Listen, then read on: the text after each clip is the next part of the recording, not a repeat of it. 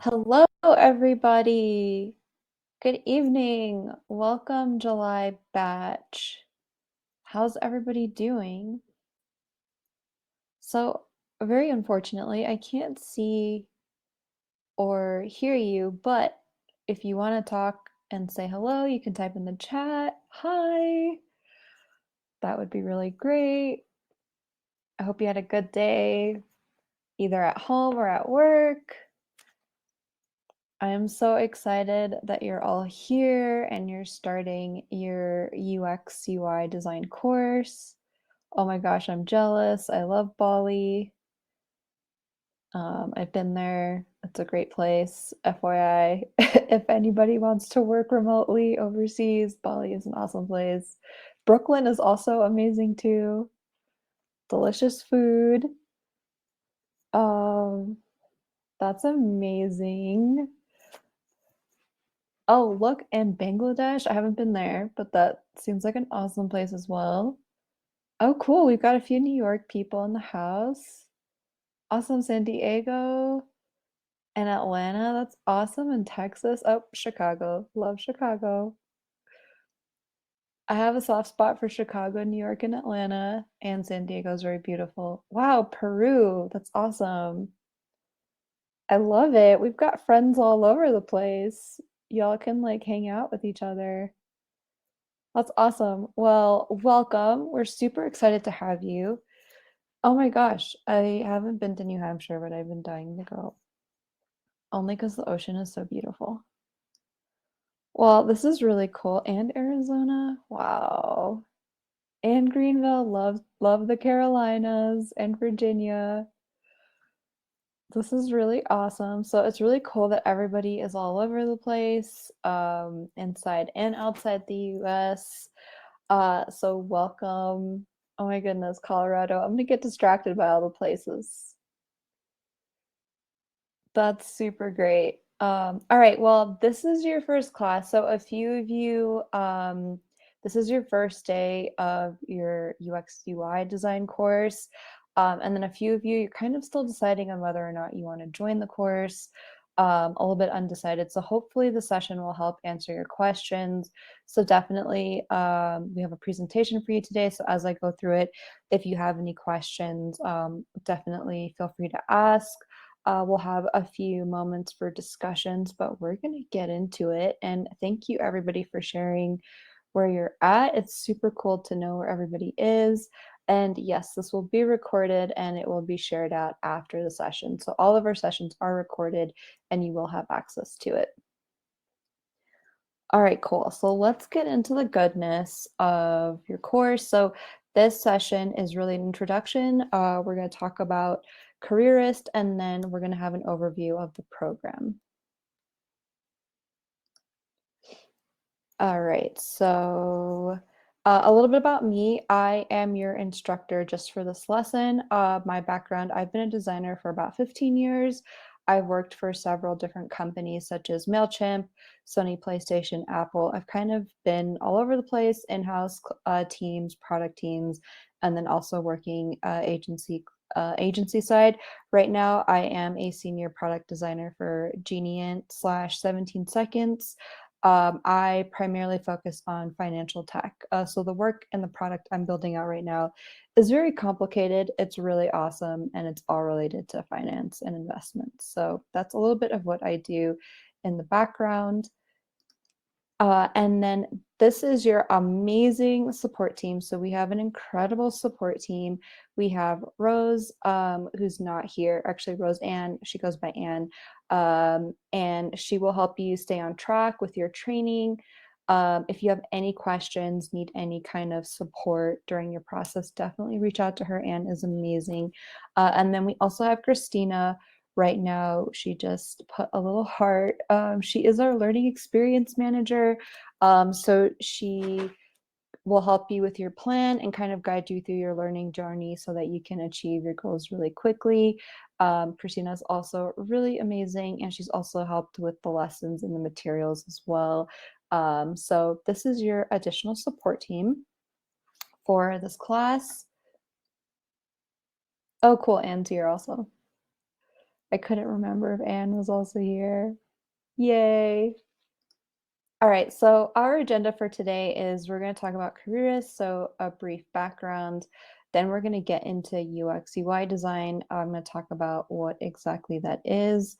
We're going to also take a look at case studies, which is what your goal is for this learning portion of the course. You are going to be working on your own case study. And then we're going to go over the program, talk about your lessons, what to expect, what you're going to be learning during this entire course. And then we're going to introduce you to all of the instructors and experts as part of the design team. And then we're going to have a practical problem solving exercise in FigJam using Figma. So you'll get to kind of see Figma and FigJam a little bit later on tonight. All right, so Careerist is the leading career training platform pioneered by industry experts. So what that means is everybody who instructs you and or interacts with you, they're all industry experts from all over the industry. So Apple, Google, Meta, Microsoft, just everywhere. So we're all experts. We're all working in the field right now. So that's actually what's really great about this design program is you're actually being trained from people who've been working as designers for at least over a decade and or have gone to school for it, who have an actual career in this profession. So you are supported by 300 plus career staff. So our graduates land high paying jobs in record amount of time. And the reason why is because this is a very unique program. We offer interactive lessons. So you'll have lessons twice a week. You also have internship where you're going to be working with a real life client, which is really cool. You also have one-on-one career coaching to actually help you prepare for your interviews, help you with your resume, your LinkedIn account, also helping you to find a job, which is actually very special and unique for a lot of boot camps. So we actually help you to find a job and help you through our job application service. So it's our mission to help provide you with a high paying, high demand job in technology.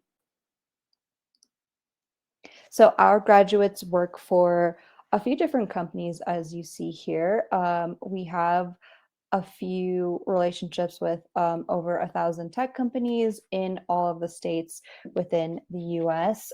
They've actually hired our career grads already. So as you can see here, we have a few grads working at Amazon, Walt Disney, Verizon, Visa, Intel, Dell. So these are a lot of really great companies, but this is just to name a few of the companies that our grads currently work in.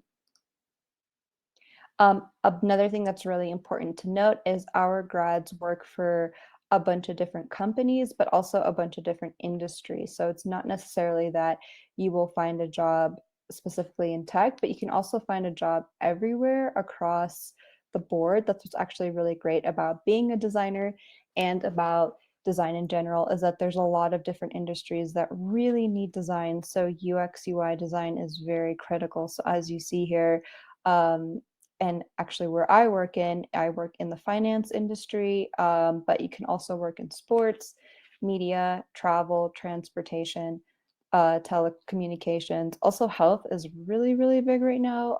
The health industry is really looking for a lot of UX, UI design to actually reimagine healthcare, which is really, really cool. So that's kind of a few different industries that you can actually work in if that's what you're interested in as a designer. So what's really cool is our grads work all over the US. So over 1,000 companies have already hired our careers graduates, and 57% of our graduates work remotely, as you can see here, which a few, actually, if not a few or all of your cities are on this map. So rest assured, yes, after this course and during this course, if you want to work remotely, it's 100% possible to do so. So we're gonna have a quick discussion, which is really awesome. So what do you know about UX UI designers, and what do they do?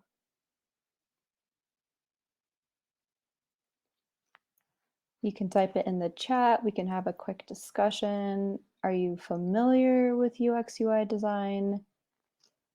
Are there any designers that you've also maybe seen?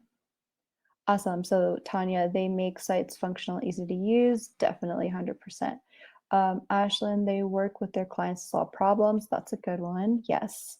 Making it easy as possible for users of all age to use a web application. Yes, definitely. So Lisa, create user-centered products. 100%. These are great answers. You're all absolutely correct. Make products desirable and easy to use, optimize websites and apps for people to use easily and efficiently.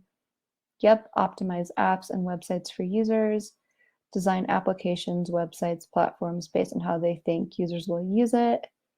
Awesome. I like that Crystal's like, I'm not sure. It's okay. You'll learn very quickly. So Jalen, I believe it's associated with web graphic design. Yes. You're designing sites that are user-friendly. So that's essentially where we're at. So UX is responsible for focusing on the client's needs path through the website and buying experience. Yes. These are great answers. So creating impactful experiences solve problems. UX, UI, sometimes UI, UX, interaction writing, animation. Oh, here we go. We've got some AR, VR in here. Yes, you're absolutely correct. Oh, cool. So wireframing for websites and apps like an architect. There you go, Dwayne. That's awesome. Merges design, research, and tech. Nice answer, Leslie. Yeah, these are all great answers. I feel like you already know what's going on. And yes, we'll get into the difference between UI and UX because there is a very clear distinction between the two. Awesome. So you're all correct. That is exactly what UX UI designers do and our main primary role. So a UX UI designer is a person who creates products based on functionality, usability, and accessibility. So AR is augmented reality and VR is virtual reality. Cough, cough, hint, hint, Apple Vision Pro. Which I can try to maybe link, but that is really, and also the metaverse as well, if you want to get into that on the side. Awesome. So our UX UI designer, we primarily work on any kind of product or anything that has an interface. So mobile apps, websites, services. Also, it can be honestly anything. So kiosks, you can even work for a museum and kind of create virtual experiences. Again, kind of tapping into augmented reality, virtual reality. There's also different things of that nature too. That's what a designer can work on. So a few similar job titles. You have a user experience designer, a UI designer or visual designer, and then product designer or interaction designer. So there's a few different titles and a few different roles, but for the most part, you're kind of doing the same type of work.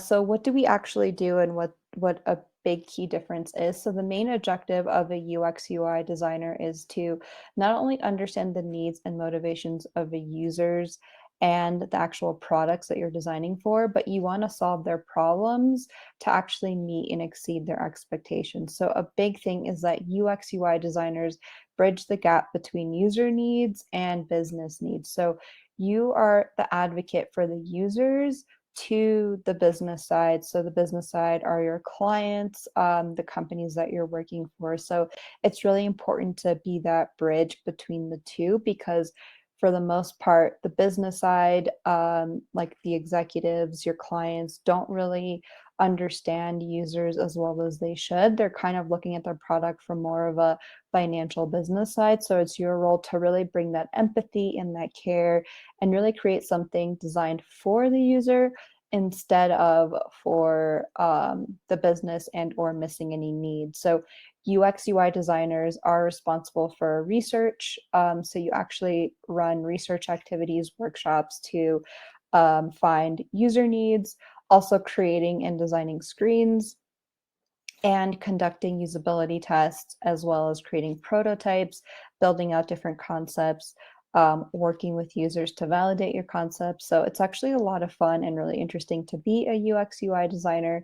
And the different activities that you work on is to really ensure that users can easily navigate the interface, they know what to do, and you're actually building business value, because if your users enjoy your product, then in most cases that's really good for the business. So that's in a high level what UX UI designers do. So the really important question that everybody wants to know about is, how much can I earn as a UX UI designer? Well, I'll tell you, it's a good amount, especially entry level, which is fantastic. So an entry level designer can make between 65,000 to 105,000 per year. That's the range. And with experience, honestly, I would say at a base level, you can make 75,000 to 123,000. But as you progress through your career, obviously you will make more than these ranges here on the slide. So a UX UI designer was ranked as the sixth highest paying entry level job recently in a Glassdoor study. Also, Glassdoor is great if you're not familiar with Glassdoor. Their facts and data are pretty accurate. They run different studies in terms of salary and how much each salary type makes. Um, so I would definitely check them out. And also, you can also do research on different companies, because they will also tell you kind of what's going on there. So the demand for UX UI designers is high, and salaries are very competitive. Also, UX and UI design has been around for a very long time, so there is a very high need and demand for this type of job and skill set.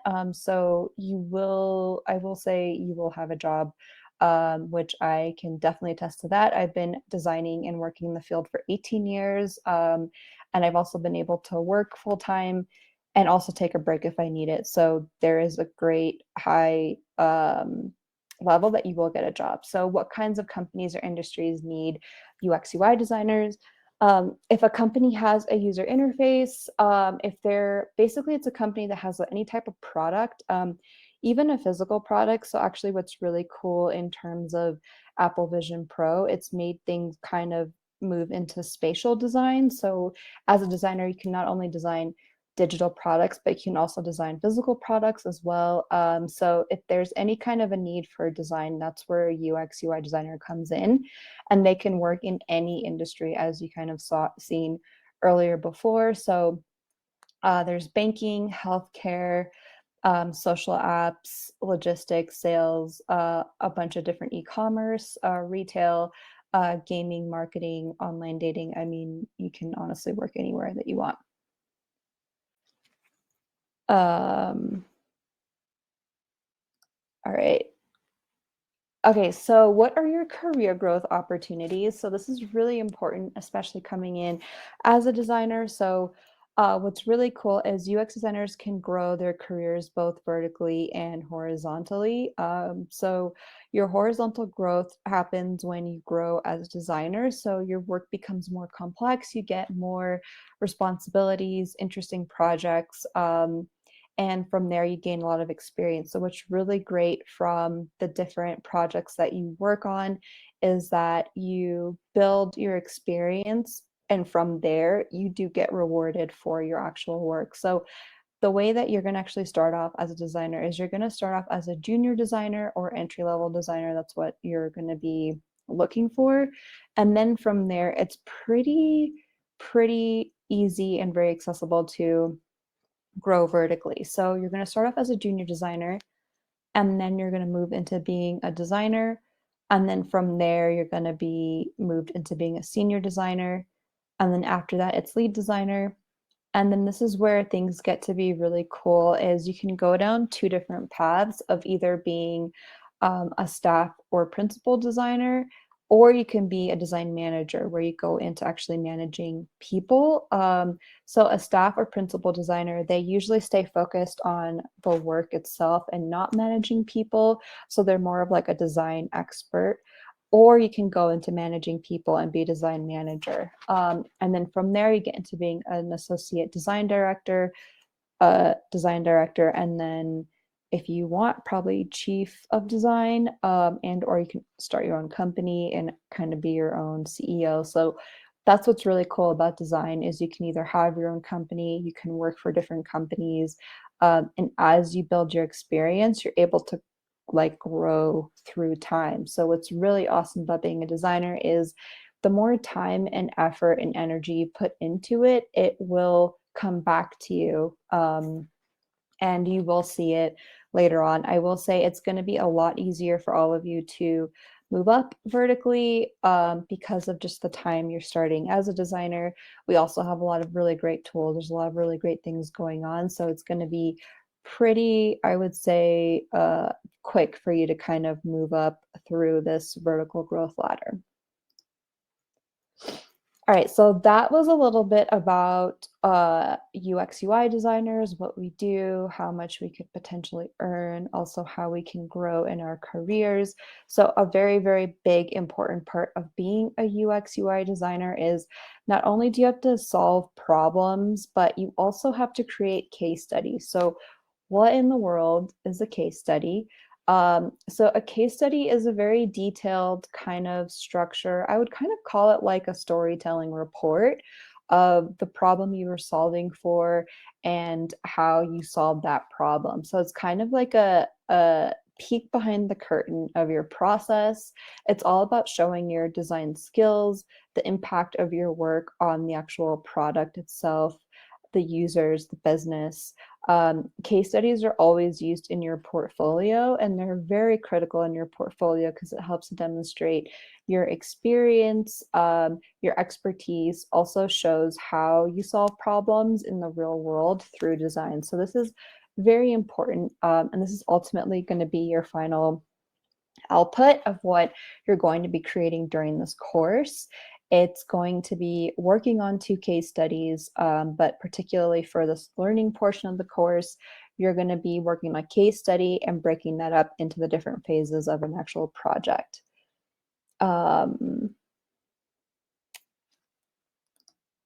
So here are some examples of problems. So a big thing that designers do, we solve problems. That's like one of the main things, which a few of you mentioned. So here in the slide, we're just going to give a few examples of problems and solutions. So for example, a problem with WhatsApp is a message deleting option in WhatsApp. So instead of clicking on delete for everyone, you clicked on delete for me. So what will you do now? You can't get that message back. Or say you wanted to delete the message for everybody, but maybe you clicked on the wrong option, but now the message is gone and now you can't delete the message if you wanted to delete it.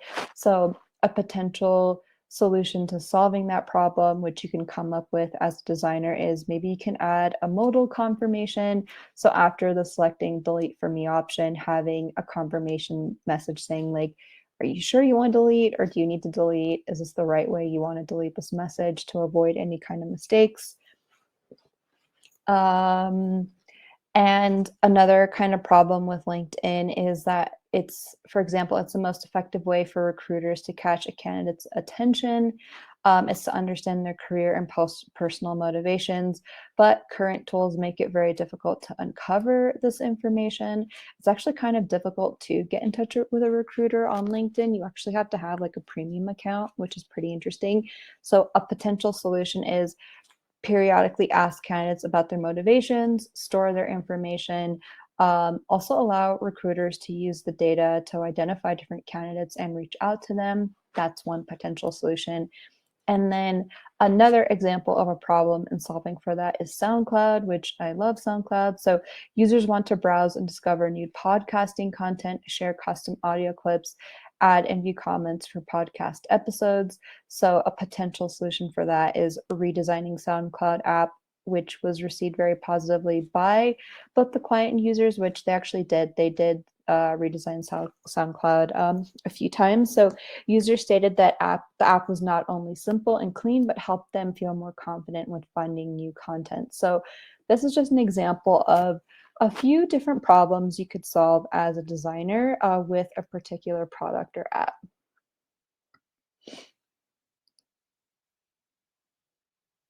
Uh, Durrell, I would say do design. We can talk about it. So part of your case study structure, which is really important to learn about, we're actually going to do a deep dive into case studies, what they are, what you're going to be doing, because that's essentially how this learning portion of the course is broken up from the very beginning. So your case study structure may include the following sections. So it usually has an overview, a problem statement, so basically the problem that you're trying to solve for. And then from there, you're going into research and discovery and or strategy. So what that means is you're trying to understand the problem that you're trying to solve for the users. You're trying to gather information and data so that you can actually move into ideation to create user flows, sketches, wireframes, which someone did mention earlier. And then from there, creating visual design, high fidelity mock-up screens and pages. And then from there, you're actually getting results. So from your high fidelity designs, you're actually going to be testing out the different screens and getting feedback from users. So this is an example of a case study. We're going to go through it. Also, oh, we'll actually go through it in a little bit. So you're going to imagine that you're a designer. So you're actually redesigning LinkedIn. So the problem that you're facing is that recruiters face challenges engaging passive candidates due to limited insights into their motivations. So the problem is really how can we connect recruiters to users? So the goal is to help recruiters become aware of the motivation of passive candidates, actually get in touch with them, improve their ability to effectively hunt for talent and get in touch with the right talent. That's really the core of LinkedIn. So the potential solution for this case study that we're going to be going through and exploring is to develop a LinkedIn feature that periodically asks users to share their motivations, store their information in their profiles, and enable recruiters to access this data for better engagement. So this is kind of what you're going to be doing through the learning portion of the course. You're going to be selecting a product, and then from there, you can actually look at what are the potential problems or issues this product has, and then what could the potential solution be in terms of refining a feature within that product. And then you're going to be going through certain activities, certain lessons, certain steps to actually uncover what that solution is and actually show that solution. So the first step for almost every single design based project is actually strategy and or discovery, which that does involve research. So user research is very, very important to building out any feature or working on any product as a designer. So it's really important to understand, in this case, the current challenges that recruiters face when they're trying to engage passive candidates. They want to identify different motivations, goals, and aspirations of passive candidates. So it's really important to meet with different people who use LinkedIn and understand what the issues are with the app and why maybe they can or can't set their goals. So, for example, in this case study, they interviewed 7 passive candidates, 3 active candidates, 3 recruiters, and 1 hiring manager. So through the research activities, they were able to understand the different motivations of employees, how people make decisions between different offers, and what they rely on to make their decision. So a key insight, which is very important for research, a key insight is basically a summary of your research and or key takeaways from your research that you conducted. So a key insight that was uncovered was that the candidate's dreams or motivations are the most powerful pieces of information that a recruiter can use to actually engage them into being a more active candidate. So, however, LinkedIn today does not actually help identify those insights. So there's no way to really set your dreams or aspirations within the app. So that's what this case study is kind of about, is uncovering that. So the next part is, after research, you want to understand your findings. What that means is, after you've researched a few users, you can actually collect the data, collect their quotes, collect what they said, summarize their information, You want to identify common patterns, themes, and then insights or just key takeaways from that research. So the most popular factors that we uncovered through this LinkedIn case study is that users want higher compensation, growth opportunity. It's really important for work-life balance. And of course, everybody now really wants a remote job. So the third step is actually moving into ideation. So after you've conducted your research, you want to also prioritize the different features that you're going to be solving for. So from that problem statement, there was a solution. And so there's a bunch of different ways you can actually solve that problem. And then from there, you actually move into creating a user flow. So the next step for the LinkedIn case study was creating a user flow of the feature that enables users to actually share their career goals and what that looks like, which will then help recruiters to identify and present opportunities that align with the user's aspirations.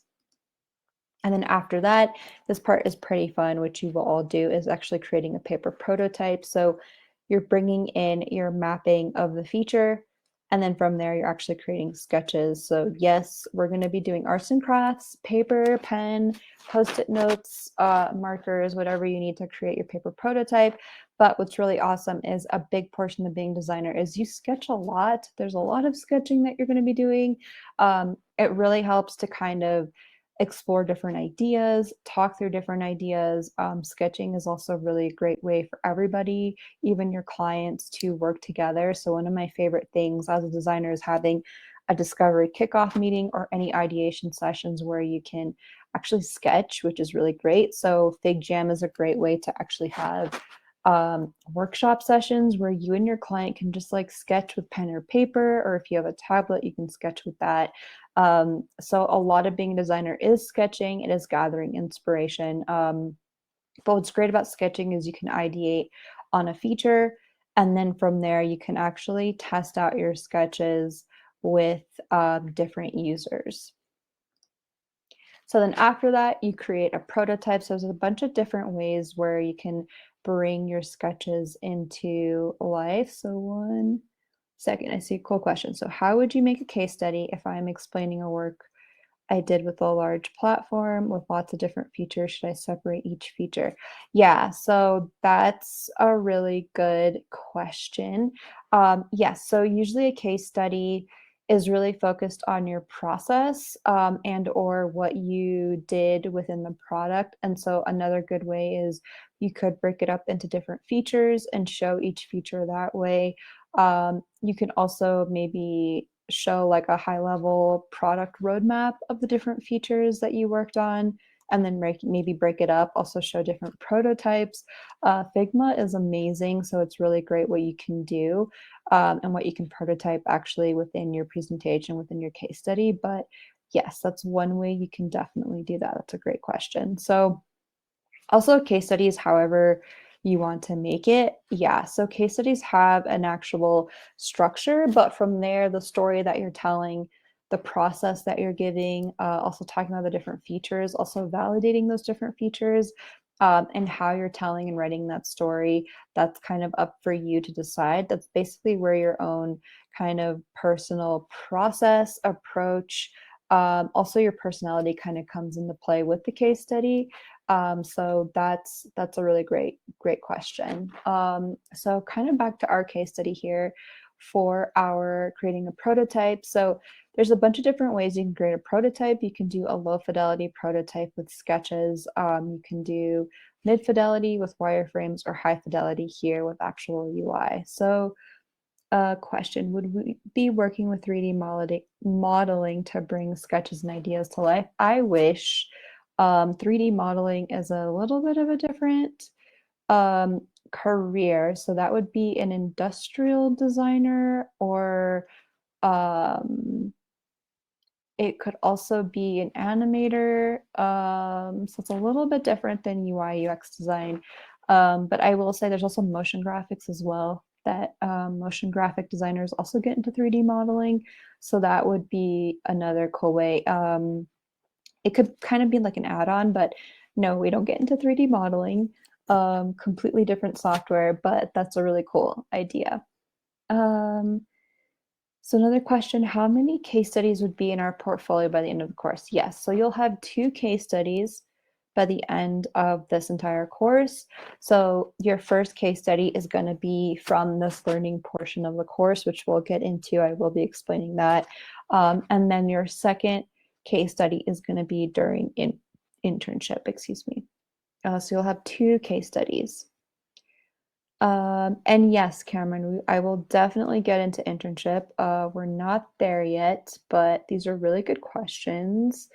Um, so I'm gonna actually, I'll try to remember these questions that you've got, but we do have a slide on internship where I explain all of this, but good question. All right, cool. Awesome questions. Keep them coming. All right, so the last step of after you create a prototype, it's really important to do usability testing. So you really do want to validate your designs. What do I mean by that? I keep saying validate. So you really want to prove and stress test and kind of break your solutions. You want to make sure if users I will actually use your solutions, what they think about it. That's where that part of user-centered design comes in, is you're designing for the user. So you always want to get user feedback. You always want to advocate for research as a designer. So in this stage of our case study for LinkedIn for usability testing, this is the part where you can actually test out your screens, which is really cool. So as a designer, you can test out any level of fidelity, put it in front of your users, get feedback, document that feedback, and then from there, that can help shape and define the product from a business side perspective. So you're actually taking these findings and presenting them to the business side, to your business stakeholders, to your clients to kind of let them understand what the users need and how to kind of improve their product.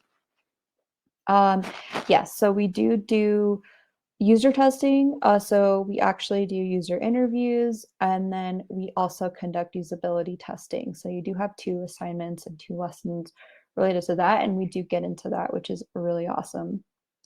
Melanie, does UX design process generally take more time on the case study versus designing in Figma? So the UX design process is basically one aspect of being a designer, but then the output of that as a designer, especially if you're looking for work, is your case study. And all of that is in Figma. So I think what you're asking is kind of what's the breakdown of the work you'll be doing. So for the most part, you will be designing in Figma for like everything, either Figma or FigJam, but you're going to be using the design process that we're going to teach you to actually create these deliverables, create these kind of design artifacts within Figma as you're in different stages of the process. So we are going to go through that, but that's a really good question, Melanie. Cool. Yeah, awesome. Good question. All right, so I do have some examples of actual designer portfolios. I'm just gonna link it in the chat, which I believe you guys can access that. I was gonna go through them, but I kind of don't wanna take up too much class time, but definitely on the side, if you're curious about UX design, UI design, what the work output is, what do people do? Yes, totally. Definitely check out these designers, especially Tammy. She's pretty amazing. She's been around for a pretty long time. I've been following her. But look at their work, look at what they're doing. But that's kind of the sense of the work as a designer and what you can kind of work up to. So Ashlyn, how intertwined is animation and graphic design with UX, UI design? A really awesome question. Do you have to be good at those to be a strong designer? So uh, key, I'll tell you a secret. You actually don't have to be a good designer. You really don't need any sort of skill level. What really makes you a designer, in terms of animation, graphic design, UX, UI design, is your resiliency and determination to learn something. So if you're good at learning anything, and or if you're not good at learning and or you basically figure out how to learn different skills, different software, then you can honestly do anything. It really comes down to time, determination, like how much you want to put into these different aspects. What I will say, animation, motion graphics, which is very closely tied to graphic design, it is very intertwined with UX, especially UI design. So the most powerful UI designers that I know, they have the ability to animate, do 3D modeling, also do motion graphics. They also are illustrators as well. That's kind of like one aspect or path you can go down as a visual designer. But the reason why they're amazing at their job is because they practice every day. So they're learning every day. They're using software every day. They're always working on their skills. So you don't have to be honestly a strong or good designer to be good at something. It's really just if you put the time, practice into learning how to be a designer, like eventually after 1 to 5, 10 years, like you're going to be a great designer. So that's kind of the secret is if you're willing to put the time and dedication, you can definitely be a designer through time. And that's what I've seen most designers is that they're just really good at practicing. They're really good at learning. They're always learning new skills, always learning new aspects of the software that's out there, and then applying that every day. So it's also about being consistent as well. So I hope that answers your question and everybody's kind of anxiety. Yeah. So for all of you, don't be scared, don't be nervous. If for most of you, probably have never used Figma before, probably have never really gotten into design. It's totally fine. Just start somewhere, keep practicing, be consistent with your practice, be consistent with learning, and honestly, probably within 5 years, you'll be like a really, really good designer. Um, okay, cool. So, as a UI UX designer, how important is it to have a website portfolio? Yeah, so you can actually go either way. Designers usually have a portfolio, or you can also have a portfolio presentation. So, there's a bunch of different ways you can actually show your work. There's also a bunch of third-party like portfolio sites that you can also use to help you kind of build out a template or have something to show online. Like, for example, Squarespace is like really accessible and easy to use. You can easily use a website for that kind of third party tool to kind of show your work. So it kind of depends on the job, but for the most part, you can actually have a website or a Figma prototype. I personally have a Figma prototype and I've gotten all of my work from there. So I don't show my work online because it's confidential. So that's nothing kind of to think about too with a website portfolio. So Monica, how's the job marketplace for non-US citizens? I'm from South America. That's freaking awesome. So I will say, what's really great about working in technology or working as a designer is most companies during the interview process, they will ask you if you need any kind of sponsorship. So that is also part of the process as well. It's pretty easy when you're looking for a job. You just let them know that you need sponsorship and or just tell them where you're located, and then they'll work with you in your situation, like if you need to get a visa to kind of work. But if you're working remotely, I would just find a company that allows you to work from anywhere, and then you don't really have to worry about it. So I think you only need maybe a sponsorship if you're physically coming into the US. But I'm also not really sure. So I would kind of check up on that. But if you're working remotely, I think it's actually fine. I've also experienced working for different companies outside of the US. And I just let them know, and it hasn't really been a problem.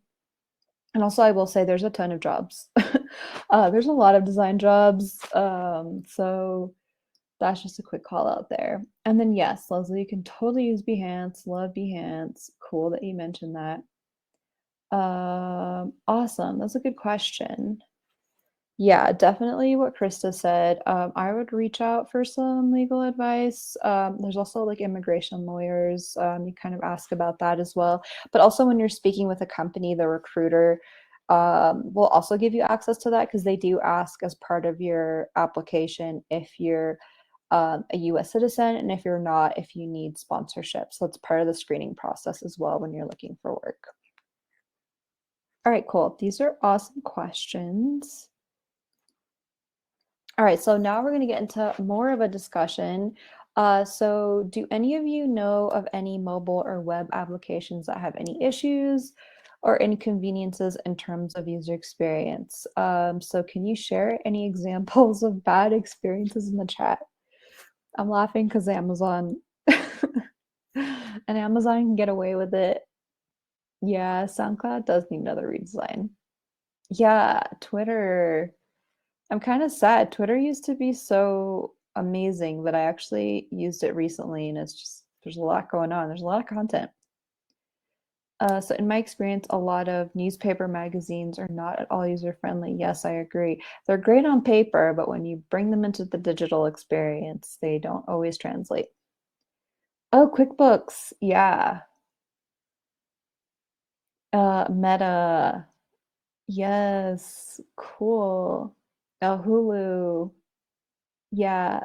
Well, I don't know if Elon Musk ruined it or if it just kind of went downhill. I'm not sure what happened there, but can't always blame Elon for everything. Mobile banking apps, yes. I actually had that experience where I had to transfer and or pay a bill, but I had to do it online. I couldn't do it on the mobile, on my mobile iOS native app on my phone. I was like, what? I have to go to my computer to pay this? Boo. I agree. All right, Spotify. Yeah, they did change things up. It's been harder for me to find my playlists. Instagram, yes. Zelle, that's really cool. Um, Definitely Instagram. You cannot filter matches by location on Tinder. Oh, okay, so Spotify remodel was such a mess.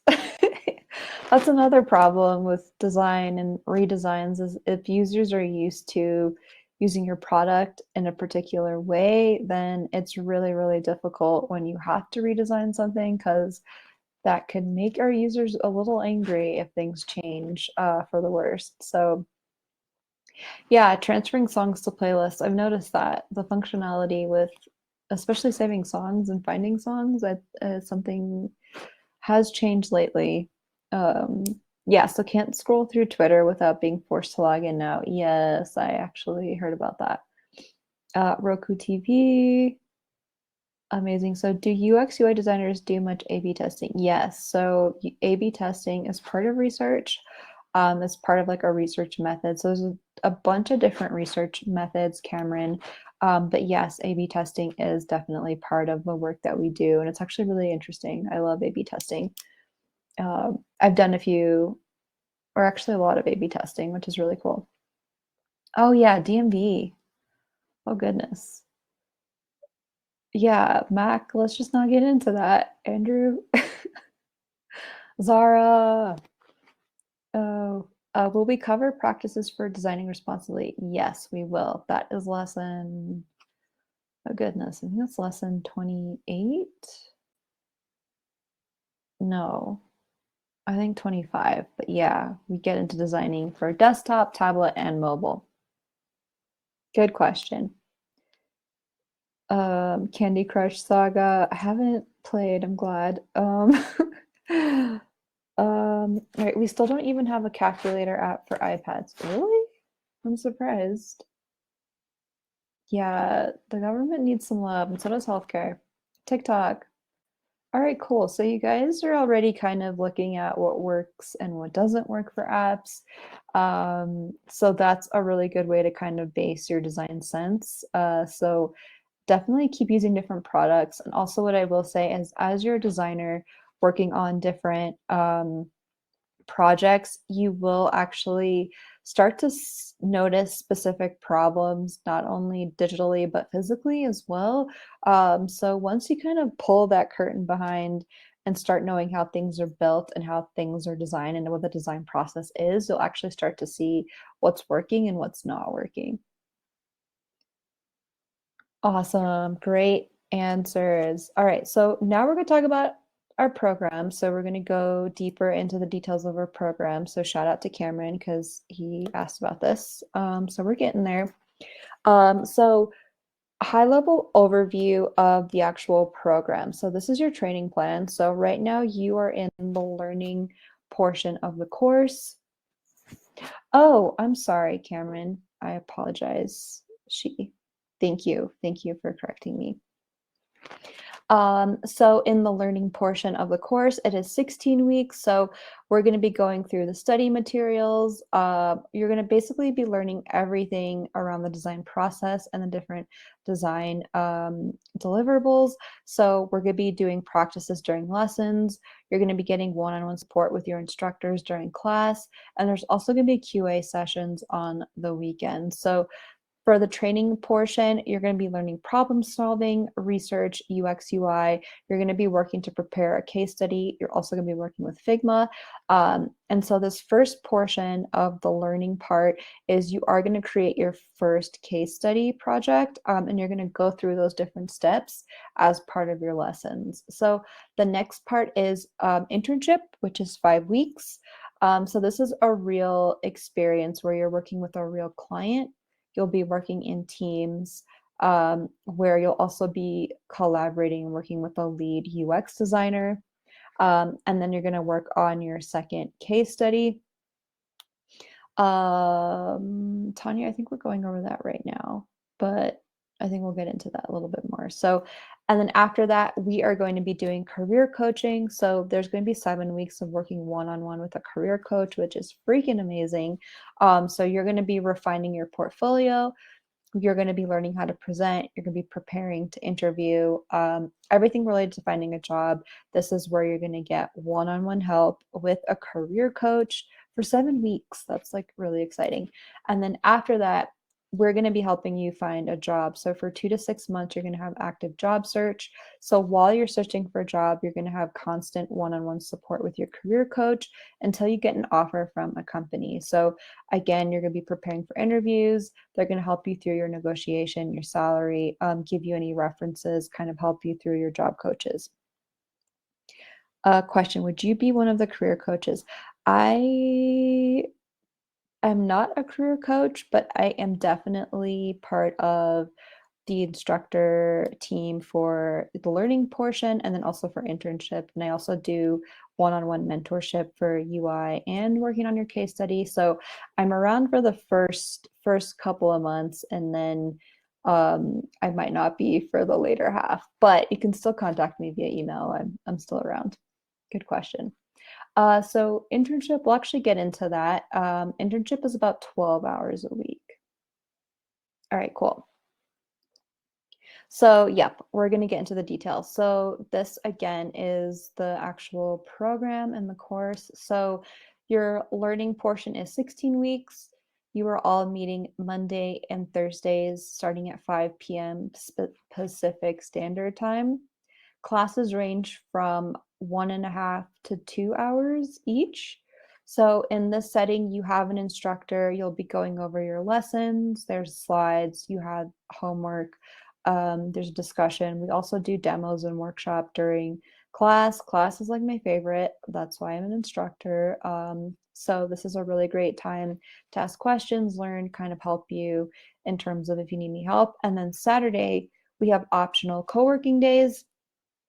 So that's going to be starting at 9 a.m. Pacific Standard Time, and co-working days every Saturday is from 1 to 2.5 hours. So again, you'll actually have a different instructor, lead designer kind of helping you through answering your questions. It's basically related to workshop and demoing. So if there's any questions you need help from the week, you'll have someone that you can ask help to ask those questions for. Also, all of your recordings are live, so you can go back and watch the recordings. So again, you're going to have co-working days, homework assignments, and there's also quizzes. So that's the first 16 weeks of the course. And then after that, we have internship. So internship is a weekly schedule. It's pretty flexible. So you're going to be meeting with an instructor. You'll be working in a team. You'll be meeting with an instructor 3 days a week. So that's going to be about 6 hours a week of meeting with an instructor, your lead designer, kind of collaborating on the work. And then your actual individual work that you'll be working on a team is about 6 hours. So overall, it's going to be 12 hours a week for internship. And then 7+ weeks after that for career coaching. So after you're done with internship, again, this is all remote. But then after that, you're going to get into career coaching. So you're going to have a one-on-one session with a career coach once a week. So there's 7 mandatory meetings with your career coach. They are an hour long each. And then you're also going to have any kind of supporting meetings after that. And yes, internship is with a real company. So it's a real project from a real company designing a real product or feature within that product. And each internship, it is a different client, which is pretty cool. So we do have partnerships with different companies that allow us to kind of give you guys real world problems, work in a real world setting with a team. It's actually really cool. Um, yeah, good question. And then after career coaching, you have your active job search for 2 to 6 months. So it's a bi-weekly career coach for 15 to 30 minutes. And then basically for your calls, we just track your process and help you to find a job. That's an interesting question. I'm not sure if the internship would lead to a job at that company, but you can definitely try. Um, doesn't hurt to like reach out on the side. Internship, I'm not sure if it's the same time zone. It kind of depends on where the client is. I'm assuming potentially. Cool. So can you give more details on working in teams and how that breaks down within the course? Like how will that affect how we learn whatever we are working on? So, for working in a team, you're only working in a team during internship. So for the learning portion of the course, you are not working on a team, you're working on your own. But for internship, the reason why you are working on a team is because there's a lot of work to do. So you actually do need to break up the work because that's how we actually work as designers. So you're not working on your own as a designer, you're always working in a team. For example, where I work in a team of 6, working on different projects. I just focus on a specific portion of the product that I'm working on, but it's important for me to collaborate with my team and to work together. So that's kind of why we have teams during internships, so you can actually get real world experience as a designer and what to expect as a designer. So for internship, I believe you can have a few options for different hours where you can meet in the morning, afternoon, or evening time. Do. Okay, cool. So these are all good questions. I'm gonna move along. All right, so as part of the program, you do have homework. So you are going to have a homework assignment once a week or once every 2 weeks, depending on the assignment itself. All of your homework tasks will be based on your case study. So what's really cool is you're learning the design process, and out of that, you're learning different design deliverables, which you're going to be adding into your case study. So, at the very end of your case study, each homework assignment builds off of the other. And then at the very end, you'll have this kind of body of work to put into a storytelling format, into a presentation.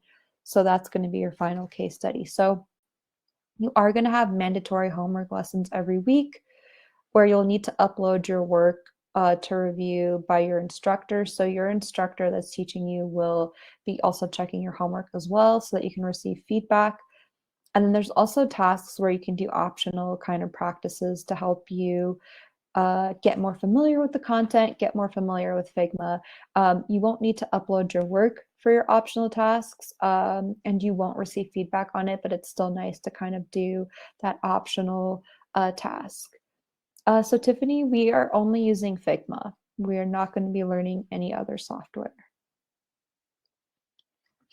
And that's actually what we're using as designers. The software of choice right now is Figma until that changes, but I don't see that changing.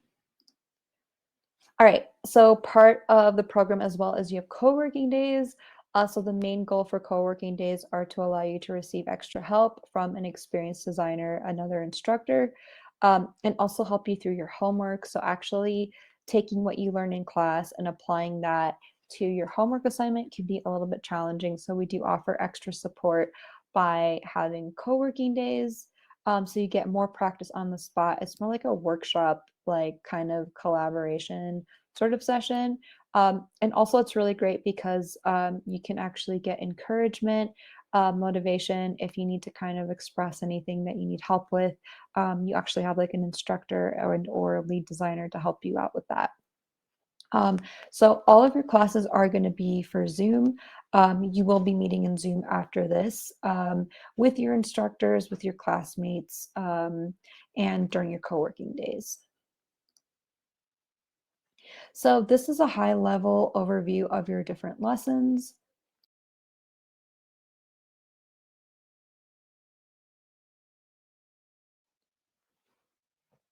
So yeah, um, there's a lot to learn. That's why it's 16 weeks long. So we're going to go over your different lessons. It's pretty exciting. It's a lot of work. You're in it together. So it's going to be really amazing. Um, so we're actually going to start off by defining your problem, thinking about how to understand problems, how to define them, also thinking about different products that you want to work on. So you will be selecting a product app in particular that you want to work on and focus on during this 16 weeks of the learning portion of the course. Um, so we start off with research. So within research, we learn about problems. We also interview users. So you'll learn how to create a research test plan, how to write questions so that you can interview different users. And then from there, you're going to learn about different research methods. So A/B testing does fall into here as well, and or actual stakeholder interviews, which is what you're going to be doing. And then that process of doing research, you'll learn basic UI, basic visual design, basics of Figma, and then you'll learn about different typography. So different fonts, different font families, different color schemes. You'll also learn about iconography, using images, how to kind of use the design grid. So it's like the basics of design you'll get into here for lesson 5, 6, 7, and 8. For lesson 8, you're actually going to learn how to take your research, so all of the answers from your users, you're going to learn how to kind of put that together, how to synthesize that, how to kind of take out the key summary from your research. And then you're going to kind of start to formulate your feature. You're going to kind of write a hypothesis of what feature you can actually work off of. Then we go into actual UX exercises. So this is when we get into ideation. So from your research, you move into ideation and you work on specific UX user experience exercises. So our user flows, jobs to be done statements, feature prioritization. Then you get into sketching, which is really cool.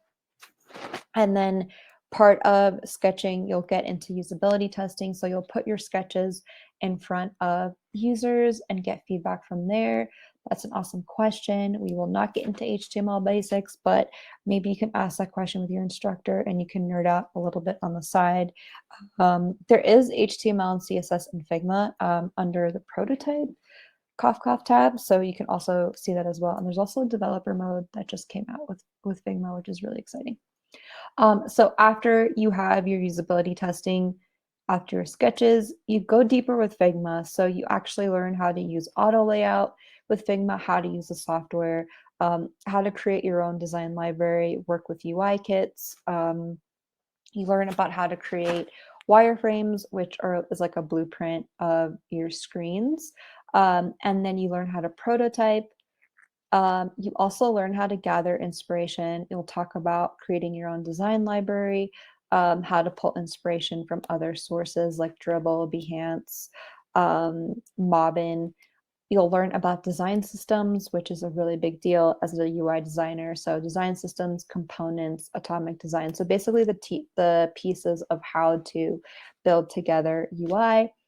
So Tiffany, A/B testing is, for example, if you have say you have a home screen and it's designed in two different ways. A/B testing is basically testing out which design do users want. So do you want option A or option B? Uh, yes, so we're only going to be using Figma and FigJam. Good question. And then after we're learning about design systems, we're going to go into actually building high fidelity mockups.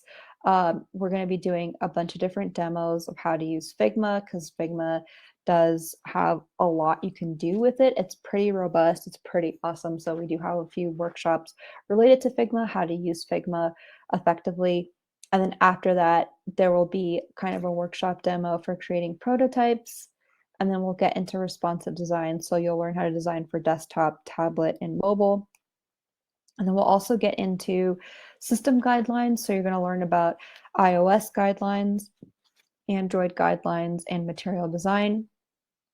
And then after all of that, after all of this goodness that's going on, you're going to take all of these homework lessons that you worked on and create a case study. So we do have an in-depth workshop on how to create a case study.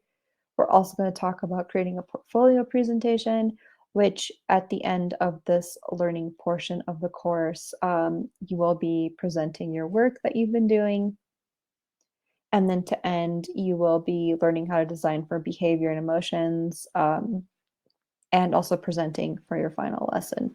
So kind of to go back, you have a few homework assignments. So during research, your problem statement is your homework assignment. You also have your interviews. That's another homework assignment. And then after that, actually collecting the information from your interviews, that's another homework assignment. And then your user scenarios, empathy map, jobs to be done statements, that's another homework assignment. Your user flow is a homework assignment. Your usability testing is a homework assignment. And then we have a bunch of homework assignments for UI. So using Figma, auto layout, so your sketches, creating a design library, working on your wireframes, those are all homework assignments. And then you have a prototype and your actual responsive design. That's another homework assignment. And then your final homework assignment is around making a case study and presenting, creating a portfolio presentation. So those are your homework assignments. And then you have 3 quizzes. You have a quiz around lesson 8, and then around lesson 17. And then at the end of the course, you have another quiz around lesson 28. Yes, so all of you will be in Slack together. So definitely you'll be able to communicate. You'll have support with Anne, and other students, as well as during class. You'll also have support with an instructor. Also for homework review, you'll have support with another instructor, and then for co-working day. So there's a lot of support and help. If you have any questions, we're all very much available to help you. All of us want you to succeed and do really well. So we do have a great team for that. Awesome. All right, so now we're going to get into more details with internship. So after the learning portion of the course, you are going to be getting into internship. So it's a real task from a real company. You're going to start by reviewing that task, ask any clarifying questions, identify the problems, identify the design brief and the challenges. After that, you're going to get art direction, support, and feedback. So during all of the weeks during internship, you'll be working with a UX designer as a lead designer. So you're going to be actually working with an instructor who is a lead designer, to kind of guide you through the process as you're working within a team. They're going to offer you feedback, help you also with your work, help kind of guide your design solutions, and help you move towards the goal of solving the problem from your actual client. So the end output for internship is you are creating a prototype and also a presentation to present to the actual client. So part of those 5 weeks, you're going to be doing research, clarifying the problem, searching for a solution, choosing hypothesis, building out specific deliverables like a flow. You're going to be working on sketches, wireframes, high fidelity mockups. You're going to build out a prototype, which is super exciting. You're also going to be conducting usability testing for your prototype. And then you're going to be presenting all of those findings to your client. So that's what's going on during internship. Cameron, do any of the students' solutions end up being actually adopted by the clients? Yes, they do. And I will say, I saw the work from um, our other internships, and it's amazing. Internship is really exciting. So I'm really excited for all of you to be an internship when you get to that point. And yes, so this is a real world work. It does get adopted and implemented by clients. That's the part that's really excited about this program. Um, so, yes, great question. So the student to instructor ratio, that's a great question. I believe it's like 30-40 to an instructor, which is pretty good to go. No, so for Figma, what's awesome is you're just gonna let them know that you're a student and you can actually get a free subscription. So you can get full access as a student. You can find it on their webpage. I know, right? It's freaking fantastic. Take advantage. Um, yeah, good question. So for career coaching, it's 7 weeks. Again, it's one-on-one support and career coaching to ensure that you'll never get stuck during your job preparation or job search, which is freaking awesome. So your career coach will help you with your resume, with your LinkedIn account. They will also help you refine your portfolio, which is so critical and so awesome to have that support. So at the end of kind of the course, you're going to go back and probably refine your first case study, make it better, make sure your portfolio is where it needs to be so you can find a job.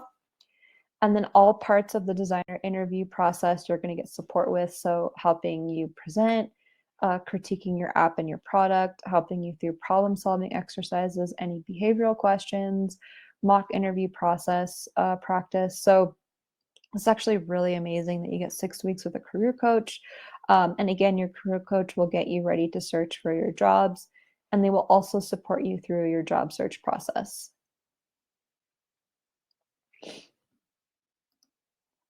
So the outcomes. So basically, at the end of the course, the outcome is again, you're going to have two case study projects for your design portfolio. So you're going to have a design portfolio, you're going to have two solid projects, and you should be armed with the ability to find a job and feel confident in finding a job. So when you graduate, you can expect to be fluent in the design thinking, UX design process. You'll be able to conduct research. You'll be able to work through the specific UX exercises. You'll be able to create a prototype, wireframes, test them out, and also present them to a client. So that's our goal and the work for this course with the UX UI design course. So your new skills at the end of the course, which is really important, that's going to include you're going to be able to create mid and high fidelity prototypes. You'll be able to transfer those high fidelity prototypes from desktop to tablet to mobile. You'll be able to use UI kits and Figma efficiently. You'll be able to choose and design visually. You'll be able to add content related to grids and typography. You'll be able to describe a design case in detail, highlight specific skills, and learning about your personal product that you selected. You'll be able to present a case study within a time limit and or be proficient in presenting a case study. You're going to understand the product development cycle, working in different sprints and the agile kind of methodology process. You're going to learn about problem statements, how to define them, how to also prioritize solutions and features. You're also going to be very fluent and comfortable in working with users, how to conduct your own user research, conducting competitive audits, writing a survey research plan, building hypothesis product brief, and testing hypothesis for different users. So there's a lot of work. You're going to get all areas of the design process, but that's kind of what the outcome is going to be for this actual course. So what's really important to succeed for this course, we kind of talk about this 50-50 rule. So it's really important that you're open to constructive feedback. So definitely be open to the feedback from your instructors, from homework review, so that we can actually help you. Our goal is really to help you improve. So this is a very supportive environment. Definitely be active. So always ask questions, always come prepared to class to ask questions, get help on your homework assignments. All of your lessons are in Zoom. So your next lesson for lesson 2 will be in Zoom. You can talk, you can turn your camera on, which is pretty important. And then you can also communicate in Slack. So again, you'll have support in Slack directly. Again, what's really important is you do want to commit to the actual requirements of the course. So you do want to come to class twice a week. You do want to spend at least 10 to 12 hours per week minimum working on your assignments, doing work on the side, reviewing the lessons, reviewing your recordings. You do want to make sure that you're doing independent work so that you can get the feedback you need. And then also, you definitely want to make sure you're attending your QA sessions on Saturday. Really take advantage of just the program, the support that you get while you're learning, because that's really going to set you up for finding a really good job at the end. So a question that everybody had is, who is our team, our design team? So we're going to get into that very quickly. So our team of expert UX UI designers, there's a few of us that are really awesome. So as you know, myself, again, I have 10 plus years of experience, actually 15 years of working on products from end to end. So I've been crafting products for a very long time. Our next instructor is Erin. She is a senior interaction designer with a background in psychology, designing with a focus on understanding human behavior and empathy, and she works at Google. Our next instructor is Amanda. She is the president and principal researcher and strategy consultant. She's focused on the last decade of finding innovative ways to understand users. She works at LinkedIn and Stockwell Strategy. Aaron is really cool. He is a senior UX designer at Walmart and Amazon. He's had 20 years of experience designing solutions for various projects. And then we have May. She is a multidisciplinary designer, also illustrator with a core focus in UX design and also creative direction for the last 6 years. And then our other instructors who are amazing, who you'll come into contact with, is Kamitha. She's a design researcher at Microsoft. She's experienced with as a UX designer. Senia, she works at Meta, so she's a product designer at Meta and a key UX training expert at Careerist, experienced in graphic design and UI design. We have Jonathan. He is a senior UX designer and design researcher for Lowe's. He has 24 years of experience in creative services. Also, I think Jonathan is in New York as well, so that's pretty cool. Shout out to him. Cesar, he is an interaction designer at Google, and he's worked many years working at different startups. And then we have Kate. She's a product designer, team lead in fintech. She designs experience with voice, mobile, and web interfaces, and she's a Red Dot winner. So here is your UX UI design instructor team. So again, kind of reiterating why you want to study with Careerist. So as you saw in the previous slides, you are being trained by industry experts that work at very large FANG companies. The online sessions are convenient. So you have 2 sessions per week, and then you have your co-working day on Saturday. Also, what's really unique about our program is that we do offer a real internship, and we also offer one-on-one career coaching, and we help you find a job. That part is the most important aspect. So again, we help you with your interview preparation. helping you with your job application submissions, and you actually get one-on-one help as you're going through that process. So that's why career is actually a pretty powerful boot camp and it's pretty incredible. All right, so we do have a careerist guarantee. I did see that a few times in the chat, so I just want to call it out. So we actually are fully committed to your success. So we do offer a 100% money back guarantee if you don't land a job within tech within 1 year of graduation. So we do have a guarantee of that in terms of whether or not you can or can't get a job. So your refund eligibility requirements are very important. So in order to actually get your money back, you do have to complete all of your training modules on time. You do have to submit all of your homework assignments on time and keep up with the pace of the course. And then you do need to follow the job search instructions with your career coach. So there are full details at careers.com, but we do offer a 100% money back guarantee. So we do have a guarantee, which is really important to kind of highlight and note here. All right, so this is for our tuition. So right now, I'm actually going to start this button. So for those of you who do want to sign up, you do have a chance to sign up now. If you haven't signed up for the course already, I hope you do sign up.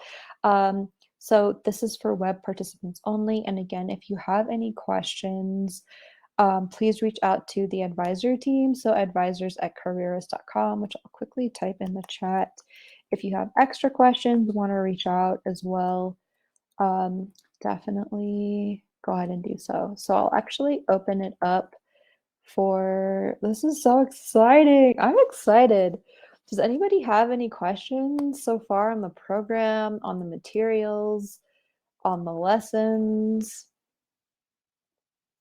I'm excited. I'm glad you signed up this afternoon.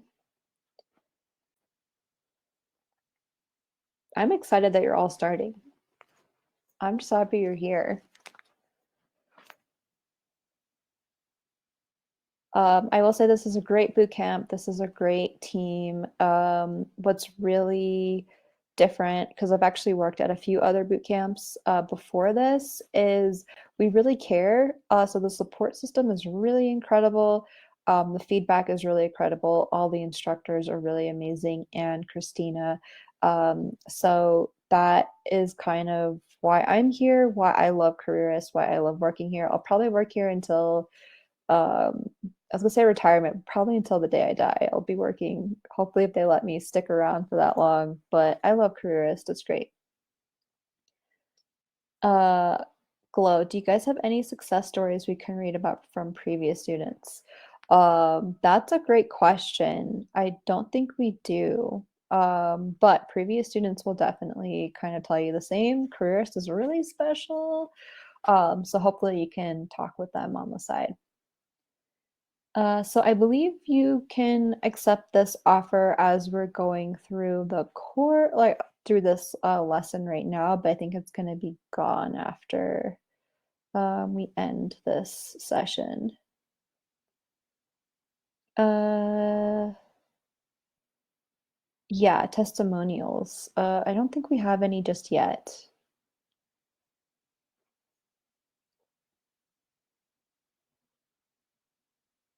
All right, so I'm going to go to keep that up. I'm going to go to the next slide. So definitely reserve your seat if you haven't done so already. It would be so amazing to see you in class.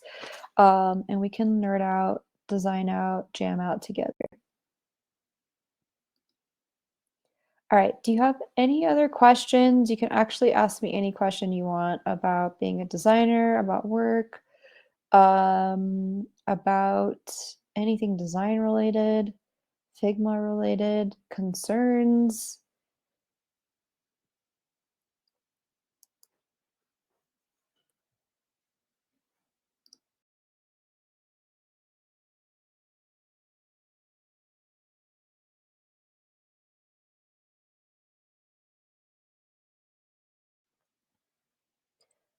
We can also have like a design wisdom chat.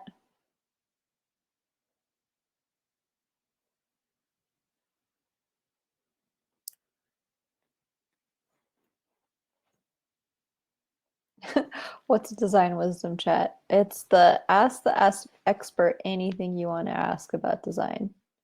That's the design wisdom chat. Any questions? Any burning questions that you have? Um, So it's a lot less stressful than tech sales and engineering sales. Yeah, I would say designing is a lot less stressful than sales. I think sales is really intense. I've actually tried to get into sales, but I couldn't do it because it was too intense for me. Um, so Durrell, you'll definitely, being a designer comes with a lot more stability. And the work is a bit more fun than sales itself. So I think you're going to actually really enjoy the change of pace.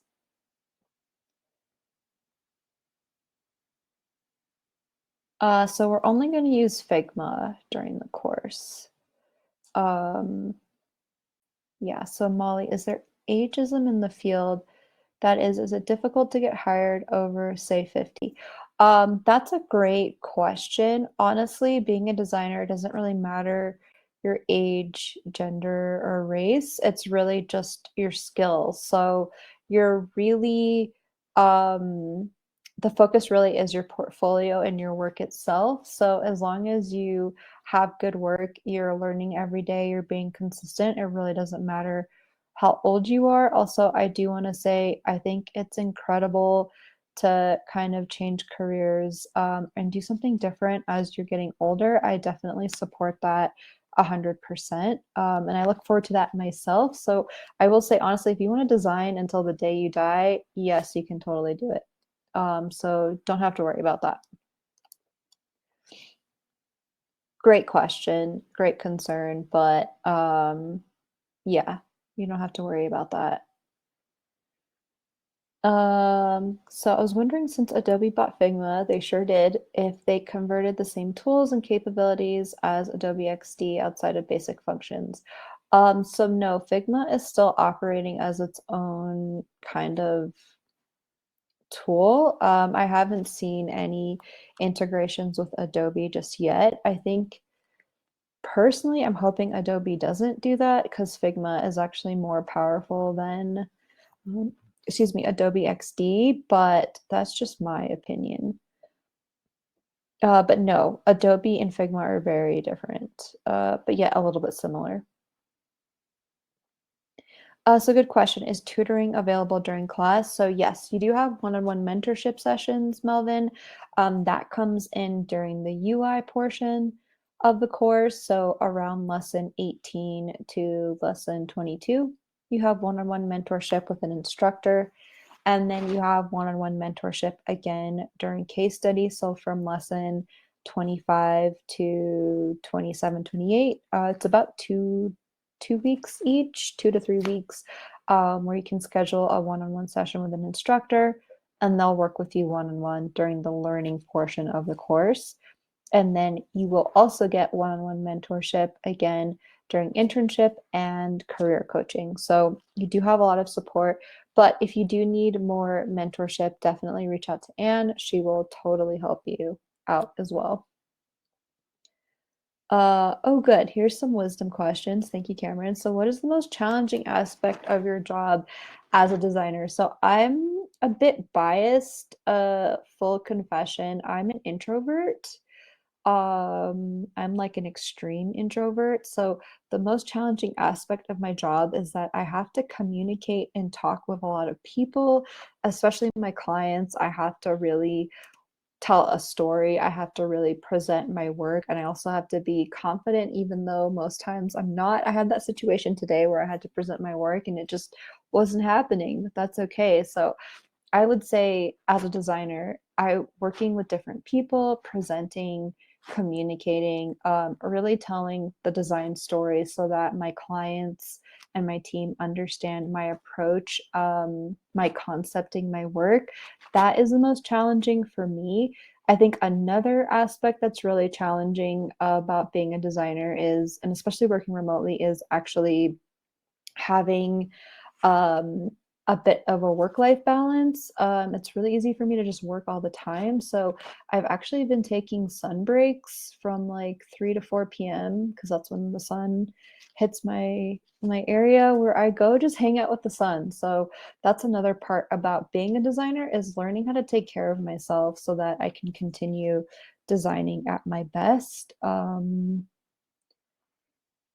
Yeah, and everything else is just kind of like go with the flow. So if I don't know a skill, if I'm learning something new, I just take it one day at a time. I'm always learning. You're always learning as a designer. So as long as you're learning something new every day, you'll be in a really good place. That was an awesome question. Thank you.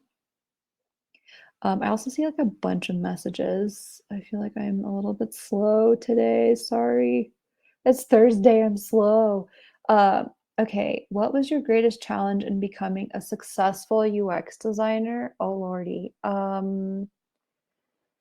Honestly, my greatest challenge was breaking outside of my limits and my comfort. So the reason why I'm successful is because I basically what I did was I would work to certain, like, levels as a designer, and then when I reached my cap, especially at certain companies, I left.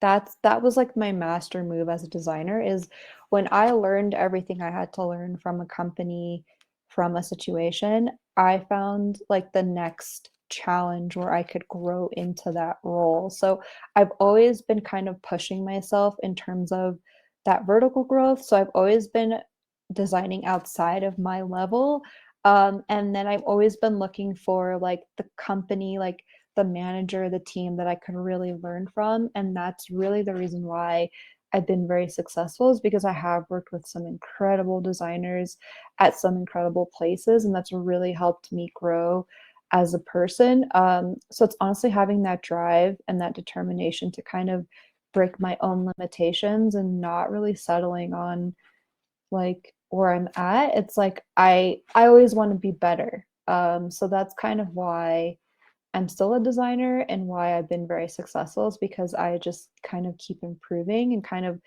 really pushing myself. So I'm actually pretty hard on myself and I push myself pretty hard. I don't recommend that for everybody because that's not, some people can't really do that, but that's honestly I'm always challenging myself to see where I can get to. And that's been the most exciting part and the greatest challenge. My greatest challenge is myself as a designer. And I'm not done yet. I've still kind of like what Molly said, I'm gonna be designing probably until the day I die. Kind of laughing is like I might like die slightly as I'm like on the computer, which is slightly morbid, but like that's probably what's gonna happen, and I'm totally cool with that because I love designing. It's awesome. So I know you can work remotely, but I find it hard to network living in the Midwest. Oh, yeah. Okay. So do you have any observations about getting a job when you live rural? Yes. That's such a great question. What's really awesome about being remote is like there's so many different webinars, different kind of online sessions you can take. So I will say it's awesome that you live in a rural place. I think it's great because you'll be able to take care of yourself, balance yourself out. But there's a lot of different platforms that offer online sessions, also a lot of online conferences. It's really easy to meet and connect with different designers now remotely. So I wouldn't really worry too much about where you live. The only thing is as long as you have strong internet, then you're good to go. And as long as you're active every day online, kind of making the effort to connect online, you're going to be in a good place. Also, I love the Midwest. It's really beautiful. Um, do, do, do. So, will there be any additional resources within careerists and designers that give you optional coursework, like books, websites, things like that, that help us practice more? So, yes, Tanya, that's a great question. So, I definitely recommend asking your instructor. Definitely ask your instructor about books, websites. I have my own personal list. I also need to continue curating my list because I also have a LinkedIn list that I need to put together. So definitely ask your instructor, like, hey, I want to read some design books. I want to get into research, or I want to learn more about visual design, or like share with me some cool websites. We definitely have all of that that we can share with you on the side, as well as tutorials, people to follow, designers to follow, companies to follow. So what's really cool is all the instructors are really awesome. So if you ever need help or want extra material, definitely ask in class, or you can also send us an email and we'll help you out on the side. Uh, so I'm laughing. So Adobe did acquire Figma at the end of 2022, so maybe they will fizzle out. Yeah, that's probably why they bought Figma. Um, Amazing. So now I'm catching up with your comments. Sorry, I'm a little bit slow. That's cool. Yeah. I'm reading the comment about I've been trying to figure out how to work through my introvert nature. It's a task. As you've been describing this class, especially working with others, I'm very independent. Yeah, that's been same. I had a whole experience at work today where I had to present work and I didn't want to. I was just like flat out like, no, I don't want to do it. And then I was like, okay. I'm just having a day, y'all. It's the full moon. It's been rough. It's just been an intense week with this moon. But I was like, I don't want to do it. And then I said, okay, but I'll do it. So it was really what helped me is that I was honest about it. And that's kind of sometimes, especially when you're working with your internal team, you can be honest about like, hey, I'm just not feeling it today. I can't I can't be social today. But it's really cool because I've got a great team and an incredible manager. And she kind of she calls me out because she's like, you're really quiet, and so like I'll say a little bit of something, which does help, but it does take practice sometimes to like kind of come out of that, but it's very possible. And also presenting has taken me like 20 years to get better at it, but it's possible, so don't lose hope with that. Oh, this is a good question. How's the autonomy about creativity along the designer's path? Such a good question. So it actually depends on what level you're at. So when you get to be a mid-level designer, senior level designer, lead designer, you have a lot of autonomy. But in terms of making final decisions, that's usually made as a team and with your client. So the work itself, you have a lot of autonomy to do, but you do have to share the work, and you do have to get approvals and kind of that direction, which comes from your managers, your directors. But it's actually really cool. That's the really good part about being a designer is there's a lot of your own creativity, your own self that you put into the work. Um, and a lot of environments are very supportive of that. That's an awesome question. Yeah, I think we all have our own inner critic and enemy inside that just work through every day. Awesome. I think I'm catching up with all of these questions now. Oh, I like this question. I want to answer it. So, why this program versus Coursera or General Assembly? Yes. So I'm like somewhat familiar with Coursera. I believe don't they do is it pre-recorded sessions? Do you actually get one-on-one help? I can't remember what that, but I actually know General Assembly. I've worked with them in the past. So a big difference between, I would say, General Assembly and a few other boot camps. They're all really amazing. They have great instructors, but why Careerist is incredible is because you get the internship. So a lot of boot camps don't have internship. You're not actually working with a real world client or on a real world project in a real world team. That's the first part. The second part is the mentorship and career coaching. Like, can we just stop there and talk about that? You have a career coach and also a portion of the course where we're helping you find a job. I have not seen that with General Assembly or with a few other boot camps. They actually don't offer help in terms of finding a job, and they also don't offer that 100% money back guarantee in terms of finding a job. So I think that's really interesting. Also, our course is very affordable. So I don't know if you're familiar, but a lot of these boot camps are they're very expensive. So that's also another thing that's really great is you're getting a lot that is very affordable. It's very doable. It's very manageable. So that's why I really recommend this course. Also, again, our team is incredible. Again, we've got Anne and Christina. You have myself, you have the different instructors. Everyone is really incredible, and they're all industry experts. So as you saw, everybody is working at Meta, Google. I've worked at Apple, PlayStation, MailChimp. I've worked at a lot of really great places. So we're all experts in our industry. So you're actually learning from real experts that have real wisdom, real experiences. We've lived through like just the whole design kind of path through the last like 10, 20 years. So that's why I really do recommend Careerist over Coursera and General Assembly and the other boot camps. That's an awesome question. All right. Yeah, public speaking and being so independent is rough as an introvert. Yeah, I have stories about that, um, which definitely ask me about it. It's been a process, but I've gotten much better. It's just practice. So Cameron, would you say the culture of careerist is like, what would you say the culture of careerist is like for the instructors and students? It's amazing that instructors can dedicate so much time to the students while having a job. Yeah, so that's another reason why I love careerist. Is honestly, it's what we set. So as an instructor myself, I put in as much as I want to.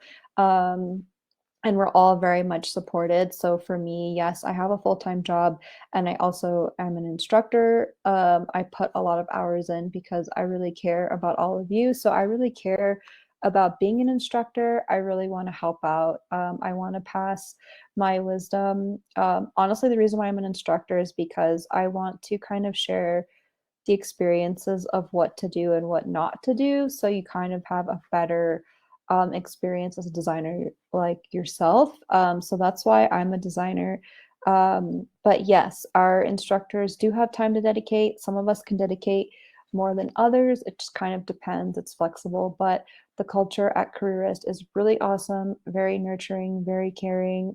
We really work with you. Like if you have a situation, definitely again reach out to Anne.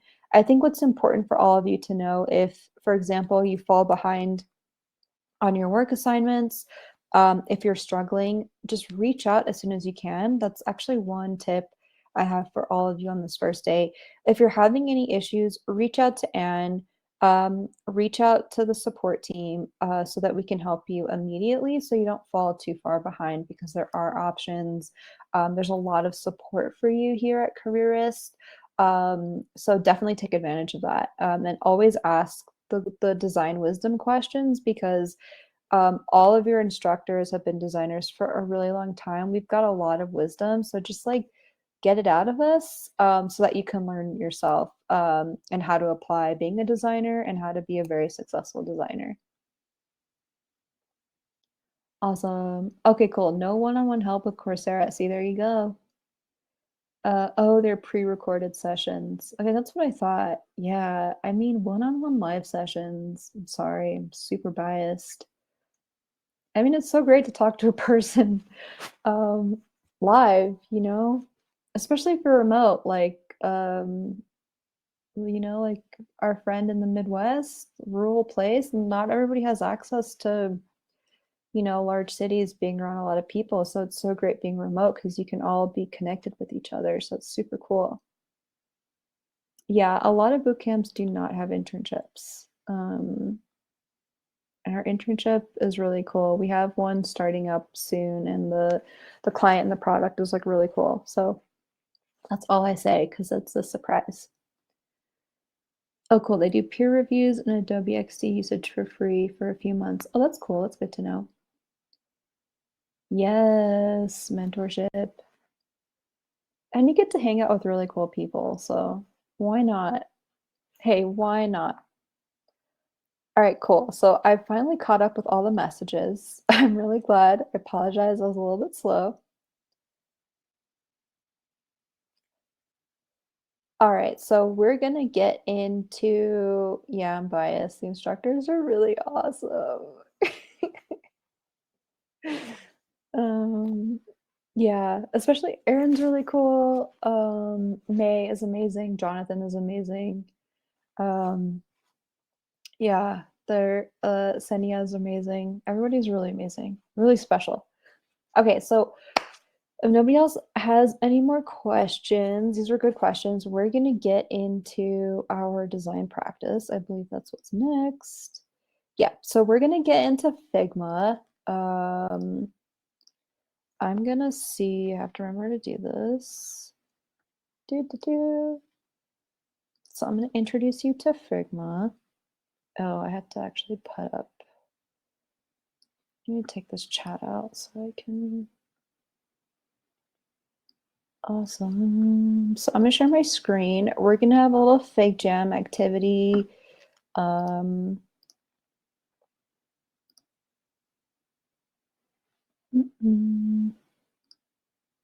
let's do, there we go. All right, awesome. So let me get my chat up. I know, right? I love FigJam.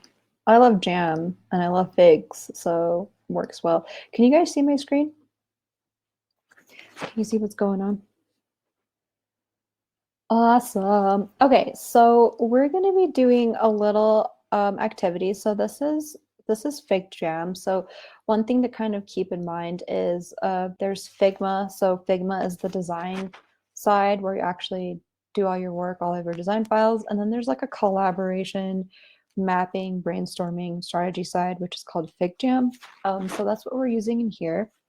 Um, excuse me. So at a very high level, this is the interface for the software. Figma is awesome, by the way. If you are taking the course, make sure to definitely download Figma, start playing around with it, get familiar with it. So here, this is our board. Down here, we have our controls. So what's awesome with FigJam, which is why I love it so much, is there's post-its. I'm just gonna say it. I'm an 80s baby. I love post-it notes. I also like whiteout, like all the arts and crafts, all the office supplies. So anyway, we've got post-it notes. In FigJam, so this is really great to kind of work through our ideas, collaborating as a team. I'm not sharing the file with you, but normally in class I would share the file and you guys can actually join me and work with me in FigJam, which is super awesome. There's also this really cool stamp tool. You can stamp around. There's a lot of fun things you can do in here. There's stickers. There's also markers you can draw and color.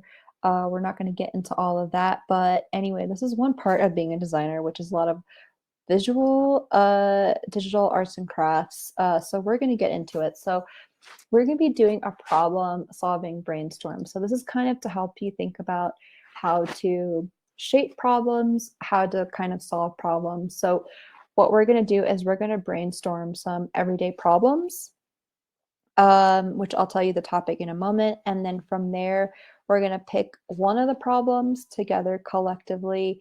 And then we're going to write how might we statements. So a how might we statement is really a statement to kind of help us come up with ideas from the problem that we're trying to solve. But I'll get more into that as we get there. So our topic that we're going to work on together, I'm going to zoom in because I'm notorious for always being zoomed out and things being too small. So our topic for the problem is we want to talk about social media and how it influences mental health. So what are some problems related to that? So what you're going to do is you're going to type in the chat some specific problems related to social media and how it influences mental health. And I'm going to type it in these post-its.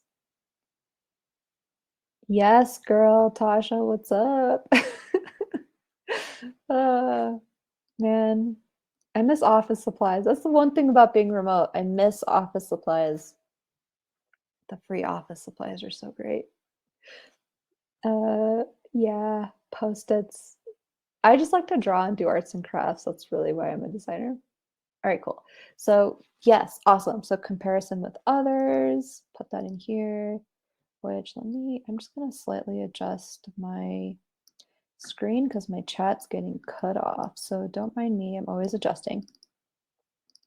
So, yeah, social media, you're always comparison with others. That's a bit rough. Feeling inadequate. I feel like that's the same as well. Prolonged screen times, that's a big one. So prolonged screen times. Oops. Overly perfect images that aren't realistic. Yes. It's like, what's real? What's real and what's not real? Overly perfect images that aren't realistic. I actually have a story. Um, I'm addicted to YouTube Shorts, but I'm following somebody that keeps sharing this particular story, but I don't know if it's a real story. I feel like she's making it up because it's so ridiculous. So it's really hard to tell that. All right, so algorithm making the wrong people famous. Oh, that's interesting. Here, cool. Screen time impacting sleep. Yes, it's so hard to sleep after you've been watching YouTube shorts for like hours. I'm gonna put that in here. That's similar. I just can't get enough of YouTube shorts. I don't know if anybody else has that problem. Let's get your name out of there. We want to sleep, not watch YouTube shorts. All right, negative comments. Yes, there's a lot of online harassment is a real thing. Comments, I'm also going to add that in there. Online harassment. Never ending stream of bad news. Oh, yeah. I want some good news. A never ending stream of bad news. I want like something good happening, like free ice cream. Okay, too many advertisements for things that you cannot have immediately. Yes.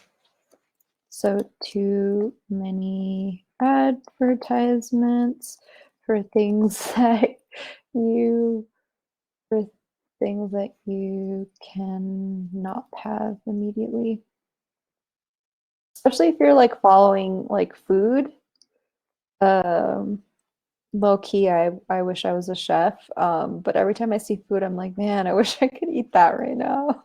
I can't. All right. Creepy comments. Yes, I'm gonna add that in here as well. And creepy comments. Yeah, creepy comments are not cool.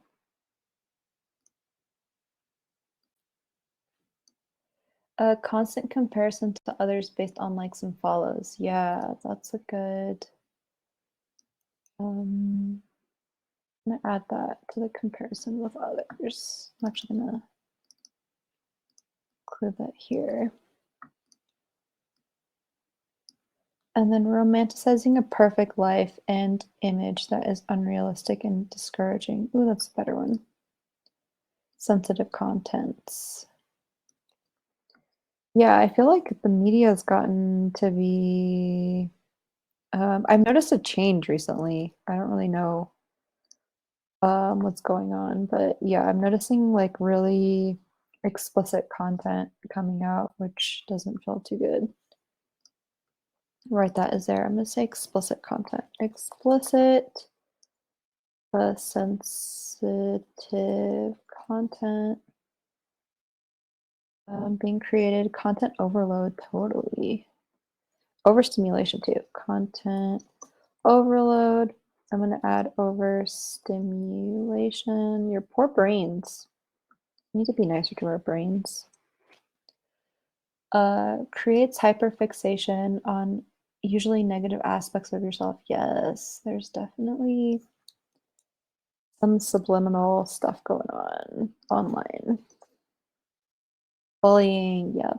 Doom scrolling. Oh, I haven't heard doom scrolling. Is that like infinite scrolling? Yes, cyberbullying. Oh my goodness. Yeah, there's a whole thing with that.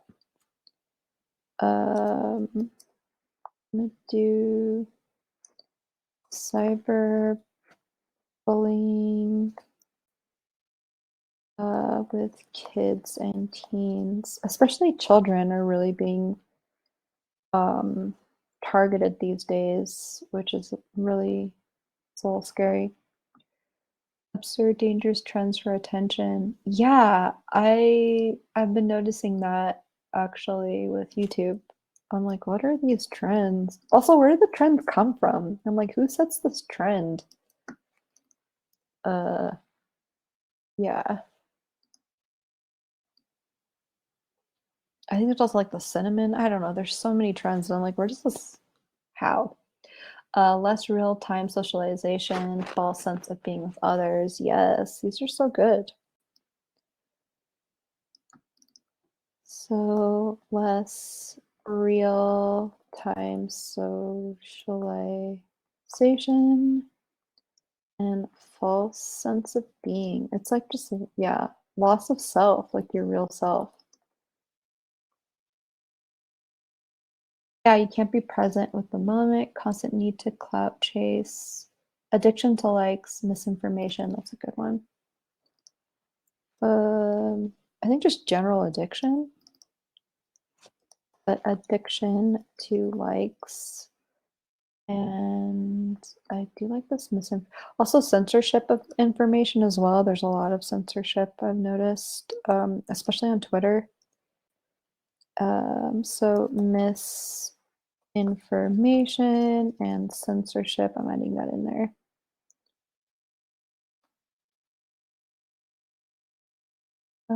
I have so many recipes saved and not a single ingredient to make. Yeah, I know. It's like, oh. Sometimes also with the food, where do I get these ingredients from? It's like I need to go to a farm or something. I need to make friends with a bunch of farmers. That's what I've decided. There's also a Netflix series, which I won't get into that, but like completely changed. Like just the food shows that are out there are like insane. Um, Less social interaction in real life. Yes, I'm gonna add that in here. Yeah, what happened to being pen pals? I kind of miss that. I'd love to write letters again. I miss paper. I miss my arts and crafts. Uh, Chasing the dopamine hit. Yes, this is actually a lot of what I see and deal with in my current job as a contractor for tech. Oh, well, I hope being a designer will help that. Oh, FOMO. That's a good one. Or thinking that you're experiencing FOMO, but really, like, you might not be. So I'm gonna just do that. Fear of missing out and also like not belonging. I feel like too, like being left out. Yeah, that's real. Oh, not belonging. These are awesome. These are awesome problems. Right, a lot of conspiracy theories due to misinformation. Yeah. And then too many ads fall under content overload. Did too many ads fall under content overload? Yeah, it could be. We could do that. Which I think I wrote that somewhere. Didn't I write that?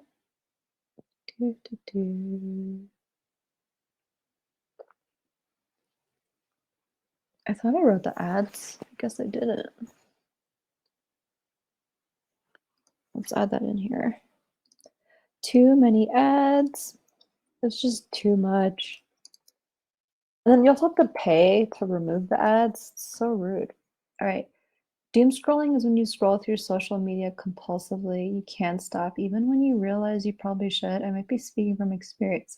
Wow, that's cool. I didn't know that. I'm gonna put that in here because I think I have that problem. I have a YouTube doom scrolling problem. YouTube Shorts. I've actually been asking myself, like, what are you searching for? Because you're not gonna find it in YouTube Shorts. Like, I think you need to go outside. Actually, that's what I've been telling myself that. Guess I probably should. Yeah.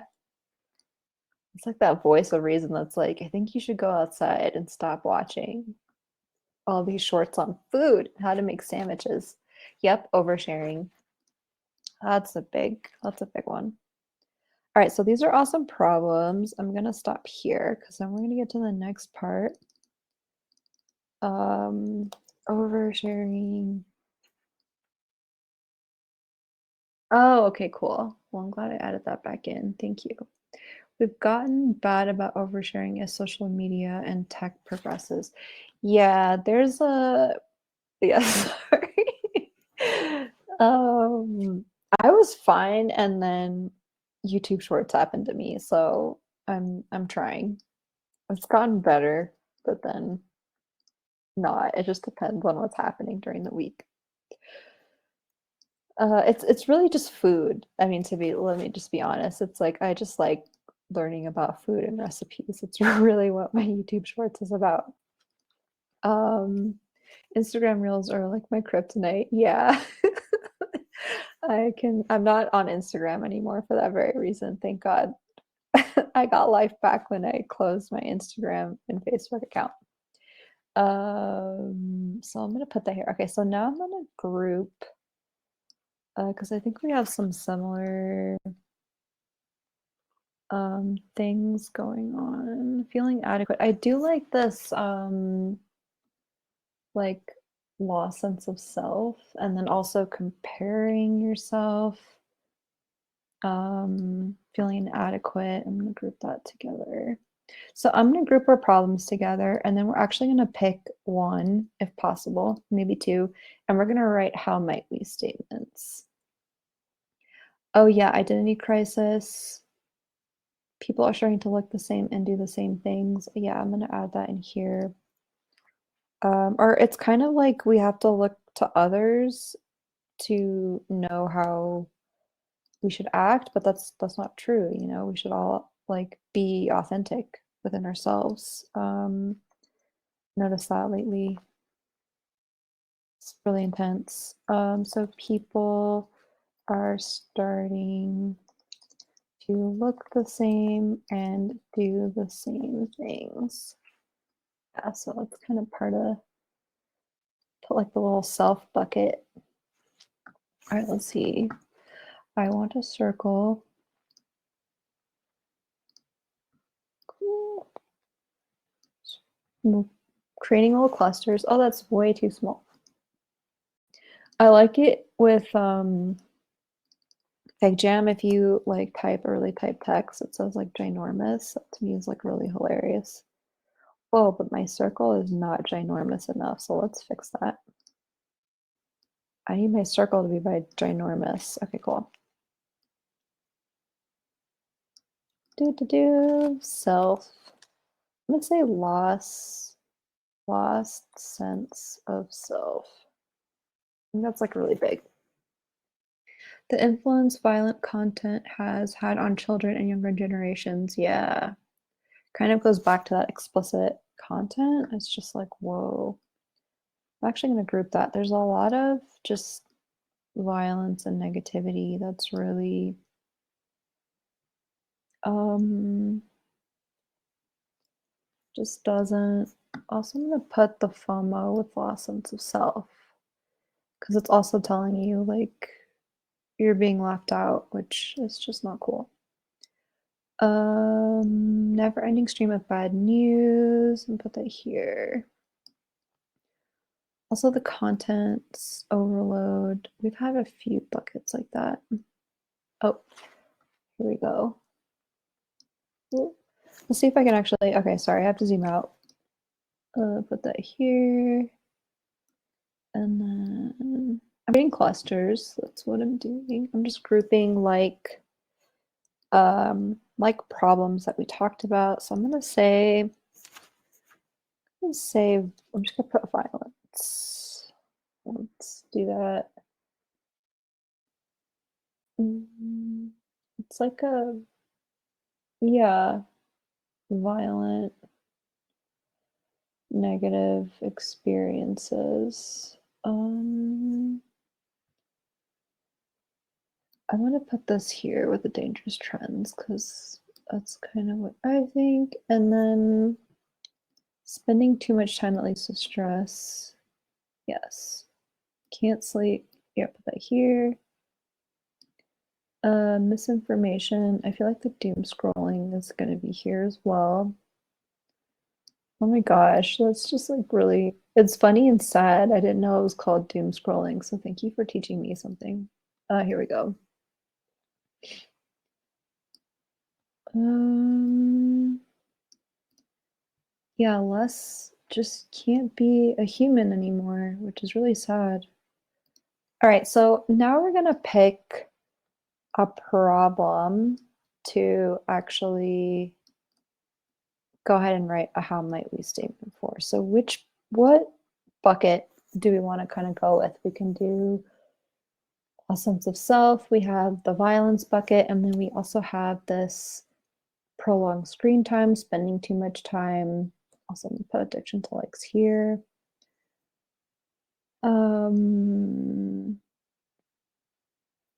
Yeah, we could do like a collective vote. Less time, oversharing, misinformation, and censorship. I feel like that could go with violence, but I'm gonna leave it as its own thing.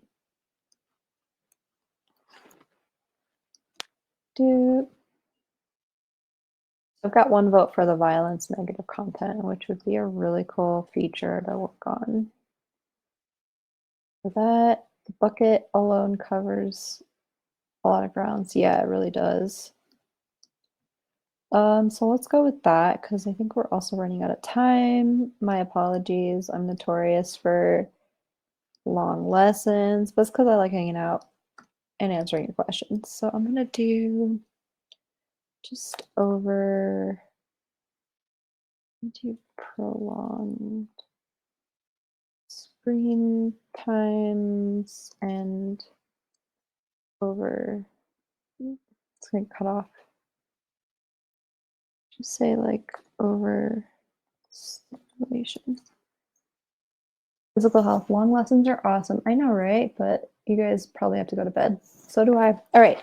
So let's move forward. I really like the lost sense of self, though. I think that's like really powerful.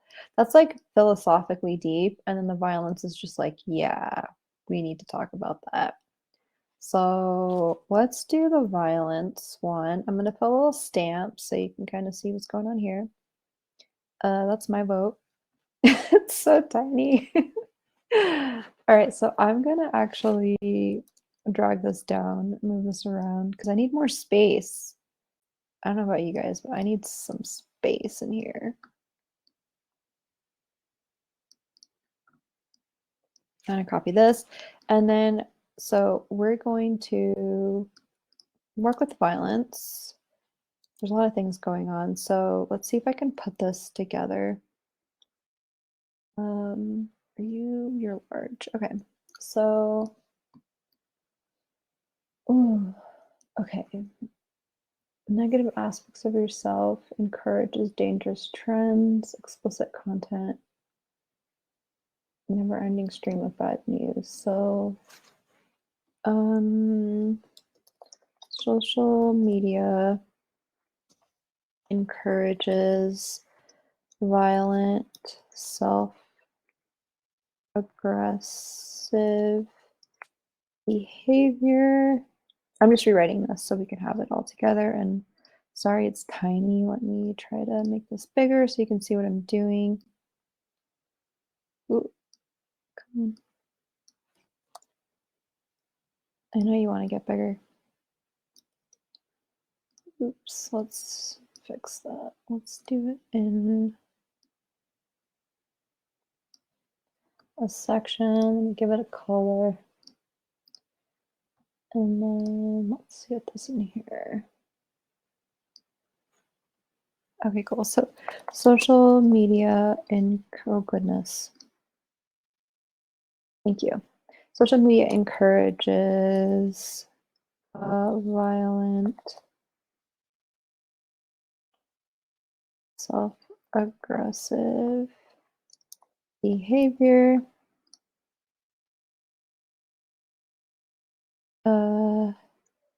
Combat doom scrolling. Facebook could definitely use that check-in notice that Netflix gives you where they ask, are you still watching this? Oh, that's cool. Netflix doesn't do that for me. But sometimes, but something more along the lines of what else have you done today? Yeah, that would be really cool. Infinite workspace. That's really good. Netflix has never said that to me. I'm sad. All right, so social media encourages violent self-aggressive behavior, such, oh my goodness, such as encouraging dangerous trends, promoting explicit and sensitive content, um, allowing online harassment.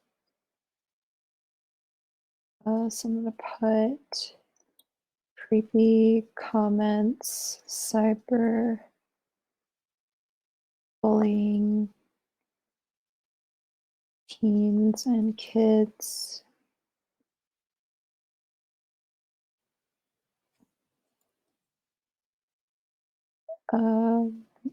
And a never-ending stream of bad news. It creates a hyperfixation on negative aspects of, I'm gonna say, the human experience. It's just negative. Okay, so I cheated. I did all of those problems into one. So now we're going to write a how might we statement. So a how might we statement is really used for ideation. And it always starts off with how might we. So I'll give an example, but it's basically to help us kind of ideate and solve for this particular problem. So right now we're doing an activity that helps us define problems. Yeah, it creates a hostile environment. So let's see. For example, how might we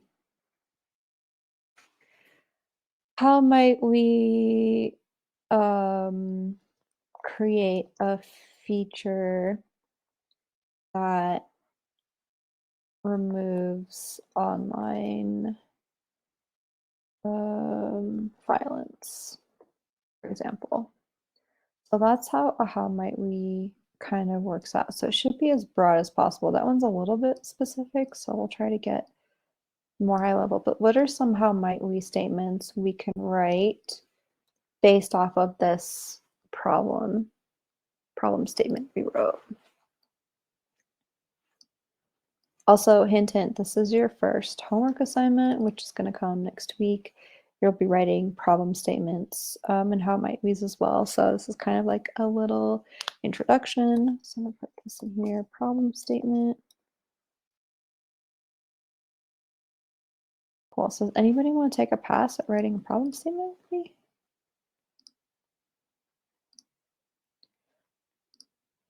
Oop, that's like ridiculously small. Oh, there we go. Awesome. There's so much you can do because you can also break this up. How might we help users turn the negatives into positives? That's a good one. So how might we help users turn the negatives into positives? Okay, how might we, oh, I lost it. There we go. How might we minimize the impact of cyberbullying? Yes, that's a good one. How might we minimize the impact of cyberbullying? That's a powerful how might we statement. What's another one we could write?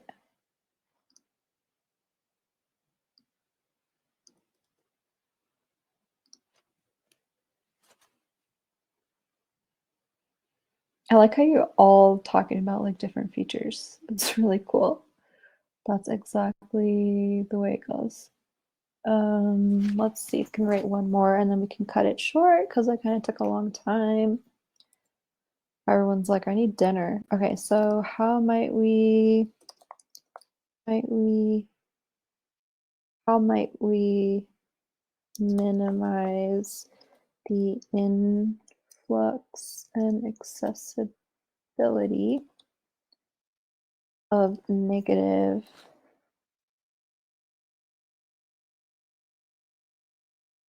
violent content to underage users? That's a good one. That's a really good one, Tasha. Cameron, how might we generate alternative forms of income for social media platforms that don't incentivize violence? Ooh, powerful. All right, you guys got the hang of it. You're pros already. Oh, I'm excited. All right, so incentivize. Awesome. How might we reward or increase positive content within the algorithm? Yeah, it's kind of similar to what Cameron wrote. Um, yeah, generate alternative forms of income for social media platforms that don't incentivize violence, so they actually incentivize like just good content. Yeah, so I'm actually gonna stop it here because I am running over. So this is kind of like a first taste of your first lesson. So your lesson two is actually coming up with problem statements actually related to the product that you want to be working on.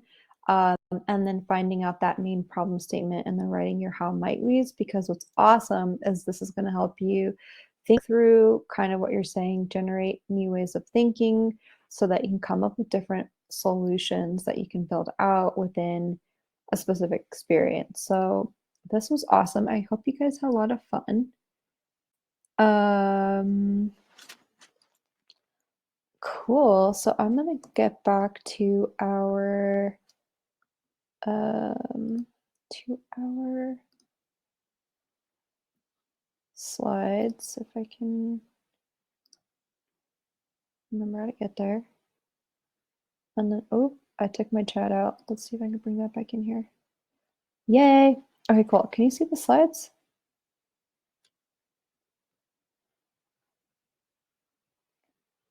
Yes, FigJam is the bomb. All right, so Fig, that was just a little fun taste of FigJam. You'll do much more in your class. But that was our activity and our class for today. Does anybody have any quick questions?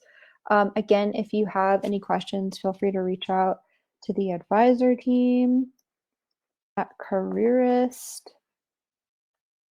Put that in the chat for you. Awesome. Well, this was fun.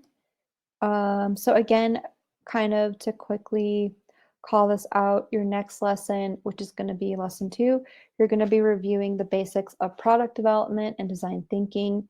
You're also going to go through the difference between UX and UI design. You're going to learn about your role as the UX designer in product teams. And then we're gonna actually workshop on writing your problem statements, so starting your homework assignment. We have a template for that, which is pretty cool. So you're going to be thinking about different products, how to kind of identify problems within the product, what some user frustrations could be, and then writing how might we statements based off of that. So that's what you're going to be doing for your next lesson, which is going to be on Monday of next week. Um, and I'm really excited just to say, welcome. Let's begin your new career. Welcome to Careerist. Welcome to the UI UX design course. I hope you really enjoy it, but that's basically it. That's what we have for tonight.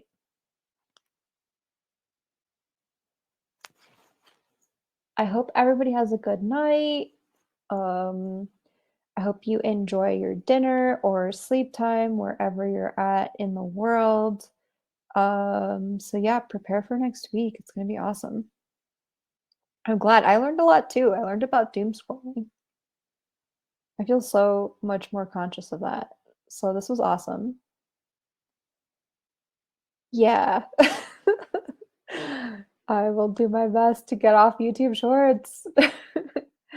Good night, everybody. Yes, this will be recorded and shared.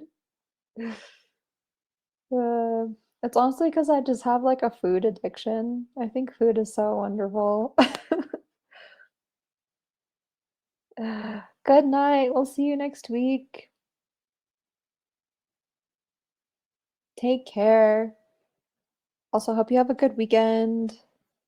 Get some sleep and rest and some sunshine.